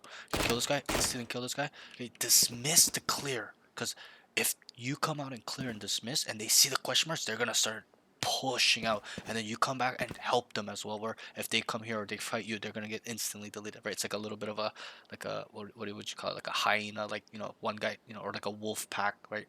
One dog takes the bite and then the prey or whatever looks at the other dog and then they come from behind and bite him again, right? It's kind of like that type of push and pull where you're playing together. So yeah, good 2 kills, Yeah. good flash to peek, just dismiss, clear corners, come back, play safe, whatever you can do, whatever. So much off that. So just use that there. Cutting their vision. Nothing crazy there. Round 20, he starts A, sets up a play, tells for a deep smoke, gets a kill, dismisses breakable and whiffs on jet. I remember this. So you asked for a play, deep smoke, you came out wide. Remember what I said? Probably just Yeah. flash Still in before sight. you peek this, because there's gonna be 3 people there. So Still in sight. kind of just get ready for that. You obviously whiffed on the first guy. Yeah. He went crazy on the first guy, like that or some shit. And then what did I write? Sorry. And then you ended up getting a kill. I can't remember if it was the first guy or it's another guy that peeked you. It doesn't matter. You killed him. Good job. You recovered well. Dismissed over here. But then you came up I here, repeated right? that, yeah. Right? Yeah, and then Jet Bro. kill Yeah. right where the door I, opening I thing think you is. just play an off angle here because he's gonna kind of think Yeah. like these guys are terrible, so they're gonna just assume that you're on that box. So, I think you Yeah. just play an off angle like here, right here, and you would have Yeah. just instantly deleted him. Um, you're just too eager to take this second fight. Okay, there's times where you have to get ready for the second fight, but that does not mean you have to run into them. You just get ready, as in you hold your crosshair perfectly and just run into you and you just delete them. Okay, so that probably needs a little bit of a work in terms of your aiming mechanics slash movement mechanics. Don't just look for the fight as in running into it. Okay, the fight's coming to you, so play it on your terms. He's gonna run into your crosshair, especially because you have good aim. Yeah. Okay, so yeah, this round is nothing too crazy. I wrote whiffs on Jet, needs to tell his Neon in 2v2. Oh, and then it was a 2v2 situation where the guy was heaven and Neon was coming down the smoke, right? This is a side note, okay? I Yeah. saw on the minimap, okay, if the smoke was coming up to here, okay, their clove was here because the heaven guy saw. Okay, you need to tell him, yo, he's close on the smoke, he's close on the smoke, or like ping or something. That way the Neon can at least try to make a play. Okay, so that's something I noticed. Like 2v2 situation, the question marks pop up. I'm like, oh fuck, he's right there on the Neon, and they lost the round because this Neon is clueless. But you should have just told him, yo, There. he's right there in front of the smoke, and you would have peeked out and killed him Yeah. at the higher levels. Obviously, maybe not this level, but at the higher levels. We gotta get ready for the higher levels. Okay. Yep, so that's it for that note. Nothing crazy. Again, flash out here. Probably just come back when you get the. Obviously, don't whiff on the first guy because higher levels you're dead. And then come here, Yeah. play the off angle, and then probably maybe, hopefully this is broken so you can get away. If not, then you might have to go main. But it's a long dismiss. I mean, you might have to wait to like kind of come and then dismiss. Don't instant dismiss and go because you're gonna die halfway. You're gonna come out halfway. So just wait until you get some more space. They're not there. Okay, dismiss and then come. Okay, so this is a little trick. I used to have a problem where I instantly dismissed and wanted to go long routes, but then I would come out here, right? Because I didn't wait. If I waited, I would Yeah. have come out here. So that's just a tip for you to use as a Reina player. Okay, just be patient with your dismisses, especially when you've killed two like that. Like, unless you're hearing them swing you, different story. But if you've killed them and there's cut noise or there's some space, some time, just kind of wait and take space to dismiss out. Okay, so that's that. We're almost done. We got 3 more rounds. Round 21. 2-1-2 setup. He starts B. So again, 2-1-2. Here's a solo B guy. He starts B, walks down AFK Yep. flank. Needs to be vigilant. I picked up that you weren't clearing your corner, so you gotta always remember this. I just always clear it, even if you don't think they're there. Okay, because at the higher levels, and some of what my other students are like, well, they're not. I know he's not there. I'm like, you don't know that, bro. If you you do not know that the higher levels, people are in the most unexpected corners when you least expect it. It's so fucking crazy. I don't know how, but just people are just that good as you climb. So just get ready. I'm trying to train you to be vigilant, to become a really solid player where you're never caught lacking with your pants down. Okay, so clear Yeah. every corner. Even if you believe that he could not walk over here, just still do it. I'm not saying tunnel vision and just you're coming out main and you're like derp derp derp derp like that. Okay, like just be soft clear it. Make sure, right? So and even on this corner, oh, I'm gonna clear this corner, so I'm gonna clear it. No, like make sure you're being vigilant. Look over here first, and then get ready. Okay, come back quickly. Do it quick. Okay, not hastily, but just make sure, like really quickly. So next thing is 2-1-2. You walk down B. Flank needs to be vigilant. They are already on C. So this was the same thing where you're here walking, and I looked at the minimap, and there was 4 guys out on C. Here, just start fucking running it, and not your knife, but have your gun out. Make sure you're clearing, just in case these guys just pop out of nowhere or stuff like that. Okay, here's just start walking. Okay, because that way, you've lost your timing when you're walking here. Okay, you need to have a timing where they don't expect it, because once they get bombed down at the higher levels, they immediately come looking flank. Because if you're walking here, you're dead. It's too slow. You got to be in a position where Yeah. you're here when the bomb is planted, so that way that you can kill them coming out. You get what I mean? So this is to increase your efficiency in lurking. So if you want to lurk a lot, just know when you need to run, know when you need to walk. Okay, you can't just always walk. Okay, and you can't always run either. It needs to be a little bit of a mixture where you know where they are, so you're playing accordingly. So let's move on from that. Nothing crazy. Round 22, they start 4A. He's in tree. Needs to hold the main walk in. Yeah, so this was that round. You were looking door when nothing happened, and the rays satchelled here and just killed you. So again, I told you just There. play here until they open the door. Just kind of play here, just see what's up. Cutting their And vision. if there's a lot, you hear a lot over there, you must reposition. You must get the fuck out. Go backside. Go duck. Go drop. Go heaven. Go over here. There. Whatever. Maybe re-wrap. Whatever. If this is clear, you saw them. Oh, nothing there. They're all tree. Just be vigilant. Okay. Yeah. Whatever. Whatever I it may be. think I somehow killed the rays. I was just looking at the thing to see. Here. There. When he double satcheled Yeah. in Shri, yeah. I'm looking at the timeline, and I actually did kill him. I thought I didn't. I swear you died here somehow. Yeah, on 22, right? 23. 23? Oh wait, sorry. Yeah, 22. Yeah, you're right. 22. Yeah, 22. You I killed him? killed him Okay, okay. somehow. Yeah. Okay. Good job. But that was just luck. That was like I Who had killed horrible you then? awareness. I Who shouldn't have killed you? killed him. I just remember someone Um, shooting you from the back. That's what I remember. yeah. I mean, it's not that important, but still, you just gotta be ready for this fight. Yeah.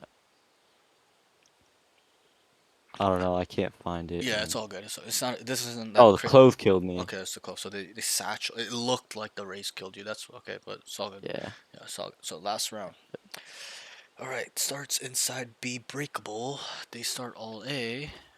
He breaks. Oh my god, I'll never forget this And then I round, bro. get slammed. Holy shit, bro. The Jesus judges, Christ. shorties. Bro, just take your time, bro.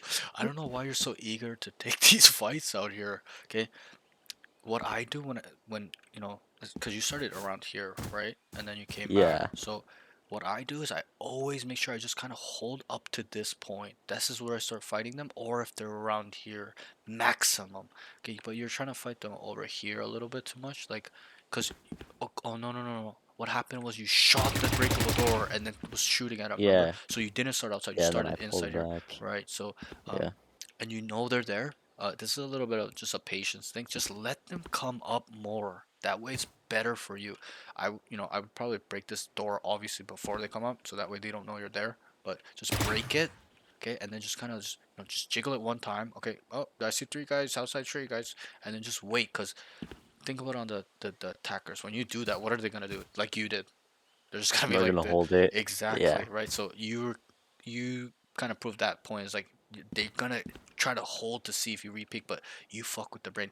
Up, up, you're there, guys. Up, okay. Or you can just kind of jiggle shoot like this as well. You don't know how many times I've killed somebody like this where I break the door, they're coming, and they're around the tree door entrance. I just went dead, dead, just instantly deleting them. Right. So um, just Yeah. kind of just be patient.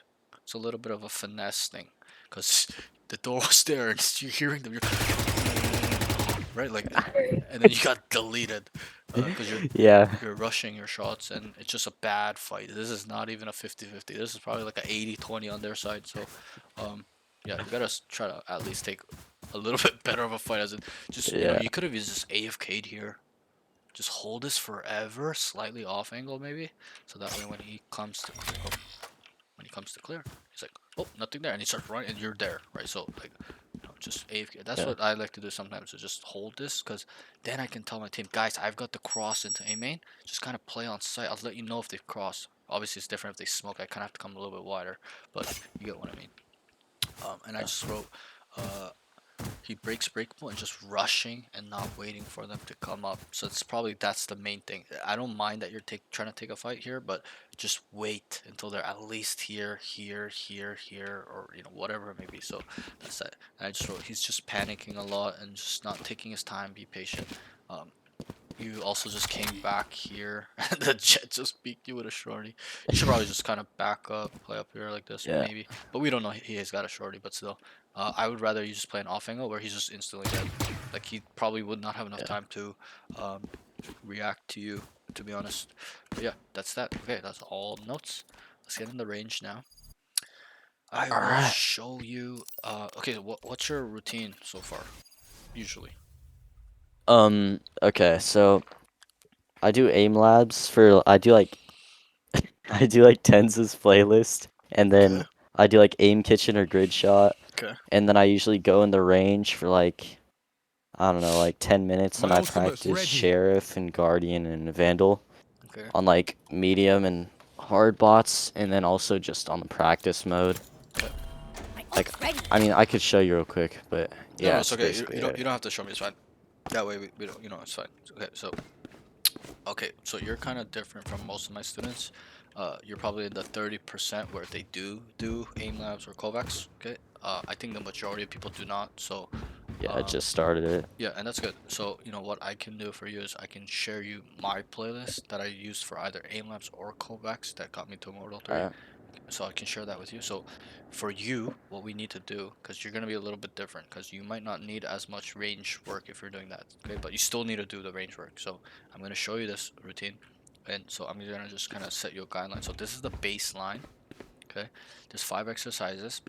Minimum, you want to start at 5 minutes. Do you do sports or work out at all? Weightlift? Yeah, I work out. I go to the gym like Okay, good, 4 to good. 6 times a Okay, so week. then you've probably heard this term before. It's a fundamental mechanic in weightlifting, bodybuilding. It's progressive overload, right? Yeah. You understand Yeah, what that that's is what I if you, do. especially if you go to the gym. You probably Yeah. actively work on Yeah. that every time. So Yeah, I I don't do. need to explain it to you. Great, I love it. Okay, most students I have to explain it. It's pretty annoying, but so this is the baseline routine, but we need to add progressive overload. So whether you choose weekly, bi-weekly, monthly, daily, whatever it is, everyone's different, right? Whatever intensity, but it needs to constantly go up and up and up, more and more and more. So start at 5 minutes each exercise. If it's too easy, and do it whatever go up every 3 days or whatever until it's really hard, and then stay on it for a week. Whatever, that's on your discretion. But what I Alright. want to say is that it needs to constantly get more intense. Okay, you understand that concept, so you understand. Like, Yeah, yeah. that's the key thing I cannot stress enough to my students. They don't understand that aiming is a physical act. Okay, it's not a mental thing. You're using your arm, you're using your fingers, you're using your wrists, you're using your biceps, you're using your tricep, you're using your delts, you're using a little bit of your neck, you're using a little bit of your chest, your lats, your core, especially when you're swiping around like this, right? So, um, we really got to add progressive overload. So again, start at 5 minutes. But also another thing I want to say is, for you, I don't know what your schedule is like, but just first thing, do your aim labs or Kovacs stuff first before you get in the range. In my opinion, that is much better than doing Alright. range and then going to aim labs, Kovacs, then coming back to DMs, then playing. So always do your aim routine first, then your range stuff, then your DMs, then you play. So for you, do your whatever playlist routine or whatever. Okay, then you come here and do this. Okay, so this is will be your new range stuff, and this is the baseline where you can add more stuff and just make it harder and harder. But this is really what got me to Immortal 3. So in terms of mechanics, okay, so this first exercise I learned from Mordell. Okay, when the game first came out. So you come here. Okay, this is a Mhm. precision based exercise. Okay, it's okay to miss, but the goal is not to miss. If you miss, identify what you're doing wrong. As in, if I came here and here, okay, I overshot it. It's not a flicking exercise, so you didn't overflick. So I just, I gotta slow down, whatever it is. If I came here and like this, okay, I gotta kind of speed up a little bit. So identify when you miss or you did it bad. But this is a precision exercise. It works not only on, smoothness, but a lot of things like consistency, finding the hitboxes, making sure you're okay, so left. This is called uh, left to right headshot, left to right, right to left, wherever you want to start. But if I kill the boss, they respawn here, right? Don't come back to it. Just keep going right, keep going left. Just clear all the boss, come back, even if they respawn. Okay, so I'll do it really slowly for you. For you, probably won't be as hard because you're already an aim trainer and stuff. But when I first did it, bro, I was struggling on this. Okay, so go slow. Alright. Okay, head to head, point A to point B.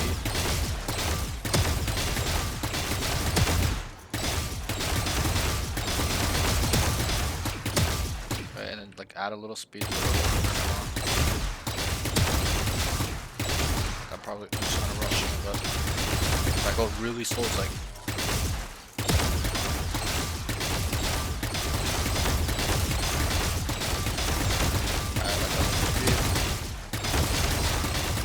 Okay, get what I mean? So left to right, right to left, minimum 5 minutes.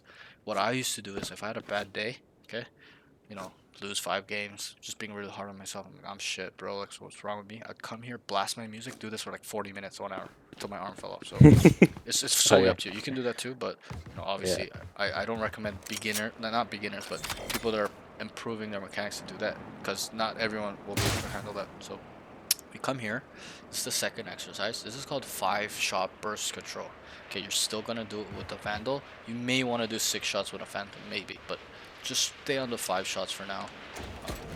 Okay, but so there's 9 columns. 9, okay, and we're gonna control our burst. This is me not controlling it. Okay. Obviously, you still burst with Vandal as well sometimes. Not always headshot, so you gotta get used to doing both. Are you a Phantom or Vandal player? I don't even know. Vandal. Okay.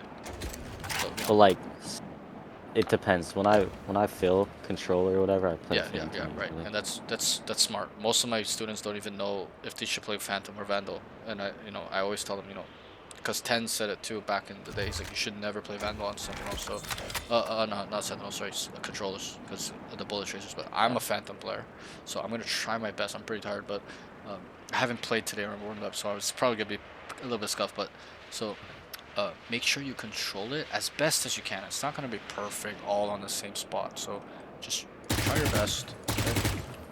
Okay, because you know that's probably pretty bad. It's gonna get better as you do it a little bit. Like that's probably a little bit better. That's a little bit better, right? That's probably the most ideal out of all of those. It's not gonna be perfect. It's really hard. Okay, just try your best. Okay, my Vandal's really scuffed. More of a one tapper. Okay, so that's that. Okay. Third exercise is spray control / spray transfer control. So don't spray and then come down. Okay, immediately control it and then draw your line. And just have a little rhythm, little finesse. Don't just. Right. If I want it up there, I want it up there. You gotta control it. If I want it in the middle, it's in the middle. On the bottom, on the bottom. Draw a line wherever you want. But in the beginning, just working on the middle. And this will help where you can just kill things without your crosshair there at full rate of fire. Power of fire. I just know where my crosshair needs to be. And then also the movement of going like this will help where you're in a fight all in. You know, some guy just unexpectedly beats you. It's like a little bit of a straight transfer control. Whatever, maybe, you know what I mean? Like your hair, like, right? So, it's a dual purpose, this exercise. Is knowing where your crosshair needs to be when you're spraying to control where you want it to go, and then also where there's going to be times where people unexpectedly peek you or you hear somebody while you're in an all-in spray fight, okay? So, this is the fourth exercise. Do you play with shooting arrow on? I didn't notice. Like with the graph? Yeah, I do. Okay, good. So, do you know what the colors represent? The yellow and the blue? Yeah, yellow is when like you're not moving, and then blue is when you're moving while shooting. Okay, you got. I'll give that like a 7.75 out of 1. So, yellow is your shooting error. So if I don't control my 0.9, right? Blue is the movement error. You got that spot on. So if I'm moving and shooting and not controlling, this is gonna be yellow and blue. Okay, so it identifies when if you're moving while you're shooting. That's the blue, and the yellow is just your shooting error. Okay, if I stand still and I shoot where my cursor is, okay, it's gonna be 0.2. 0.2 means that you're pretty much really accurate. Like where your cursor is, it's gonna go like 95%. Whatever, there are times where it don't, but usually 0.2 means like you're pretty 100% accurate. Where your cursor is, that's where the post gonna go. So this exercise is gonna really help you, you know, in terms of movement, because you keep, you know, obviously you're nervous or whatever, but do you know what dead zoning is? Is that where like you have your crosshair somewhere and then you walk like to the side to like aim in onto someone's head, except you're not moving your mouse?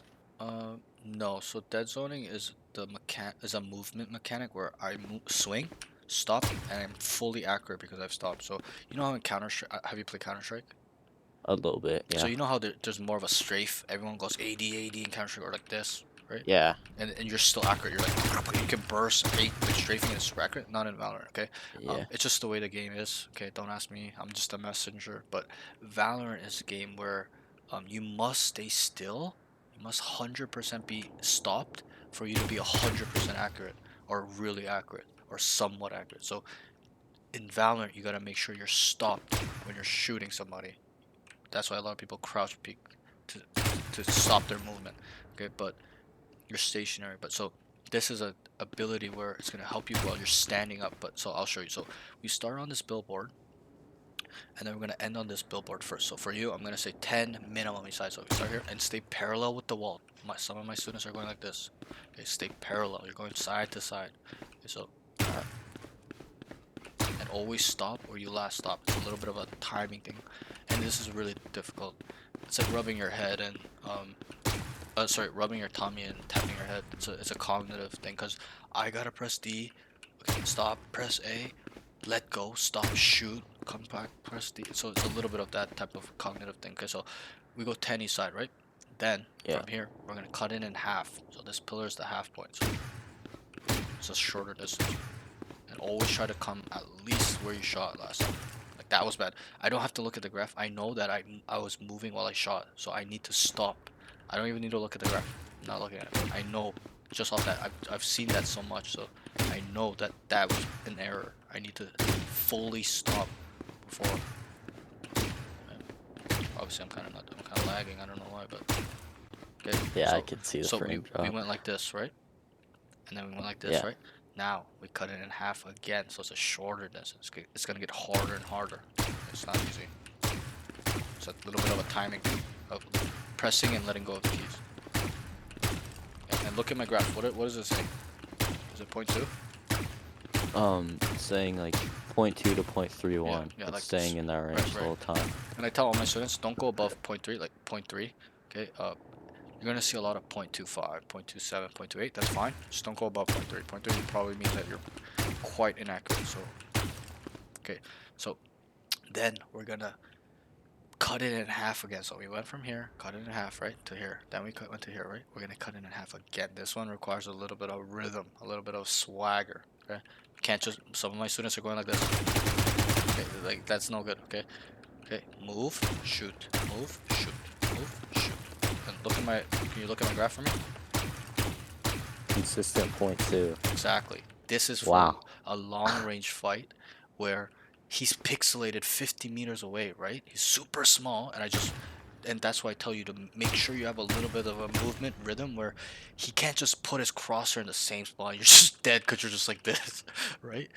This little movement will make him miss. So, and I'm accurate. It looks like I'm strafing or whatever, but I'm not. I'm fully stopped shooting, fully stopped shooting, fully stopped shooting. So this will help that where you will really become a beast in terms of your movement mechanics. And I explain to all my students as well as just because it's separated doesn't mean they don't work together. Your movement and your aim must be together on the same level, or one thing will fall off. If you have really good movement, shit aim, like you may dodge bullets, but you're not gonna kill people, right? So if you have really good aim and really bad movement, you may kill people, but you're not gonna be able to dodge anyone come into swing or trade. You're just instantly deleted. So you need it on the same level. And this is the last exercise that will incorporate everything. So we turn the bots on, we come here on this wall, stay parallel like I showed you, okay? And this incorporates our dead zoning, swing, okay? Plus our wall peeking mechanics, as in it's a wide swing, it's a jiggle swing, it's a crouch peek, okay? But in the beginning, only work on your wide swing. That comes later. Okay, to work on your wide swing because you're not gonna jiggle crouch peek a lot. It's always a wide swing, right? So, or like a jump peek. But those are information gathering wall peeking mechanics. So come here, swing, okay, back up a little bit, swing, stop, adjust, come back, dead zone, stop. So I'll show it really slowly. Dead zone, adjust, kill, come back, dead zone, adjust. Only adjust your mouse after you've stopped. Don't adjust while you're running. Okay. So adjust. Come back. And my shooting error should be somewhat low. I don't know how those are not dying, but you get my point. Yeah, I was testing it like while you were doing it a minute ago. Yeah. And the Vandal cannot give 0.2 shooting error. Yeah, probably because you know the first bullet His inaccuracy. first bullet inaccuracy, yeah. That's what it is. It's Phantom. Because then I was testing Yeah. Phantom was more So I accurate. actually did not know that the Vandal cannot. Wait, it says 0.25 though. For those? Yeah, I'm standing still. Yeah, it's 0.25, So but I guess that's the lowest. Phantom is 0.2. Yeah. So so I should probably tell my students that Vandal will be 0.25. I actually did not know that. I thought Vandal was 0.2 as well, but I guess it makes sense because of the first shot inaccuracy. Yeah. The spread is slightly, like probably super slightly, like right like there, like it's on his head, but like I don't know. But, so anyways, Yeah, dead I zone, hate when that happens. adjust, come back, dead zone, and swing, wide swing, adjust, come back. So minimum for you 30 on this side. That's our D key. Obviously we got to work on the other side. So come here, adjust, come back. There's be times where there's a real-time scenario where there's multiple people. You're not gonna swing into 5 people, right? So you have to jiggle, and this will help you get that better. But don't focus on that now. Swing, adjust, come back. Dead zone, adjust, come back. Swing, dead zone, come back. Okay. So you get my point. But 30 on each side. Okay. You do this, you'll become a fucking beast. Okay. I'm telling you, Alright. this thing really got me a beast. Okay. So I'm gonna work on that. That's all the routines. Like I told you, it's 5 exercises. It's gonna be 25 minutes, okay? But over time, this needs to become like an hour. That's like your goal. You need to be doing this 40 minutes to an hour, okay? And then obviously, once it gets too easy, add more exercises, do more, longer, stuff like that, right? I'm not saying do it for 3 hours a day, okay? But you get my point. It needs to grow. It needs to get harder. You need to add, even this one. Don't just stay on this speed forever. Okay, like, okay, you start speeding it up. Whatever it may be, right? So try to make sure your arm is feeling the burn, okay? But that's it for your session. I will send you a playlist if you want it for aim labs Alright. or Yes, please. or Yeah, for Kovacs. aim labs, For I sure. love Kovacs. Yeah, no problem. Yeah, that's the session. Any questions, concerns, things you want to work on? So just to remember like the aim routine, Yep. just like look back at the VOD, right? Yeah. You can just Alright, refer back, or I can just briefly tell you. So come up here. It's a left to right headshot where we go boom, boom, boom, boom, boom. Remember that one? It's very easy. We come over here, second one, and then it's the 5-shot burst control on the 9 columns, 5, 5, 5 like that. And then the third one is the control the spray, make a line wherever you want. Just make sure start in the beginning, but later you can go up and down. But now it's just like that. You could even practice on this as well. I am not that good of a Vandal player anymore. I used to be. These days, I'm really Phantom. Okay, and then the fourth one was your just normal dead zoning on the billboards. Billboard to billboard, cut it in half, and then that one right there. And then we come here, turn the bots on again, and then we come to we'll call this like the exclusive dead zone where it's incorporating everything.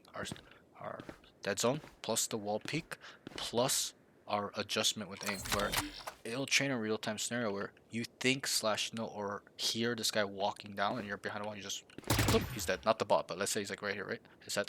He's dead. So like it's gonna really help where you can start setting yourself up, and especially on Reyna, this is super key where you swing instantly to the guys, dismiss out, or you don't even need to dismiss out, right? Save it, so stuff like that. So good session today, really good job, really good session. Thank you. I again, if I were to sum it up, bro, don't focus too much on your aim right now, okay? Because that stuff is the easy stuff. People don't understand. Getting aim is super easy, and you even said it. Remember in the beginning? You're like, I know it's kind of comes after everything else. So I want to get better at the mental game. Okay, you really, really, really gotta get on the mental game now.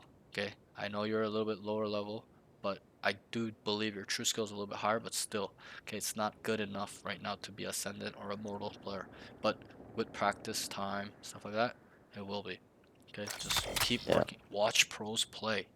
Watch VCT. Watch Eggster. Watch Psalms. Watch all these I love funny. watching eggs too. Yeah, like because I had a student. He's like, "Oh, I hate watching streams and pro players." I'm like, "Why? They're actually so funny sometimes if you find the right Yeah. ones, right? Like they're entertaining, and you get to see how the top percent of players, the top people in Valorant get to play, like Eggster, Psalms.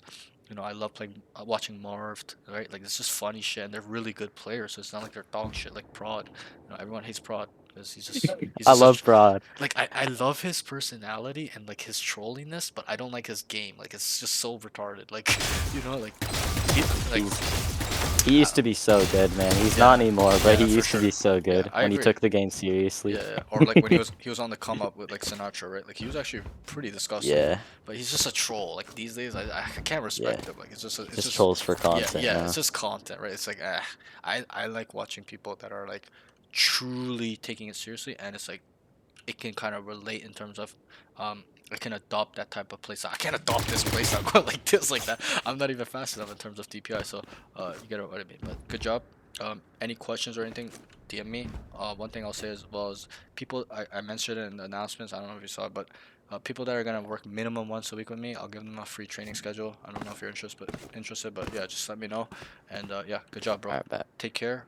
Thanks. Have a good games if you're gonna play. Have a good night, and we'll keep All in right, touch. Okay? thanks. No problem, bro. Yeah, and for sessions after this, was it correct that it's 15? 15. Yep. Just this one is Okay. 25 because you saw how long it is. It's really Alright. thorough and stuff. But Yeah. also, I'll Yeah. just mention the second sessions aren't like this. So it's more bouncy, as in I'll watch you play, and we'll in Mhm. between rounds. There's a little more micromanagement, as in, yo, okay, and Okay. I'll ask you questions like, hey, what did you think you did wrong, stuff like that, and so you can understand my thought process. You can understand how to think at a higher level and stuff like that. You know what I mean? It's more bouncy. We'll bounce Yeah. ideas off each other, and you ask me, hey, do you think this is okay? But yeah, that's fine, whatever. Like, it's not gonna be like this. So I'll just keep that in mind Alright. as well. Yep.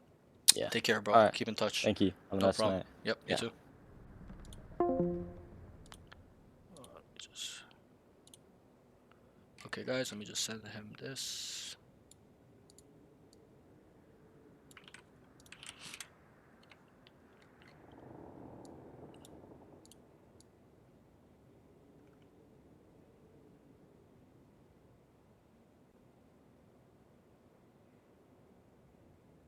He's a smart kid.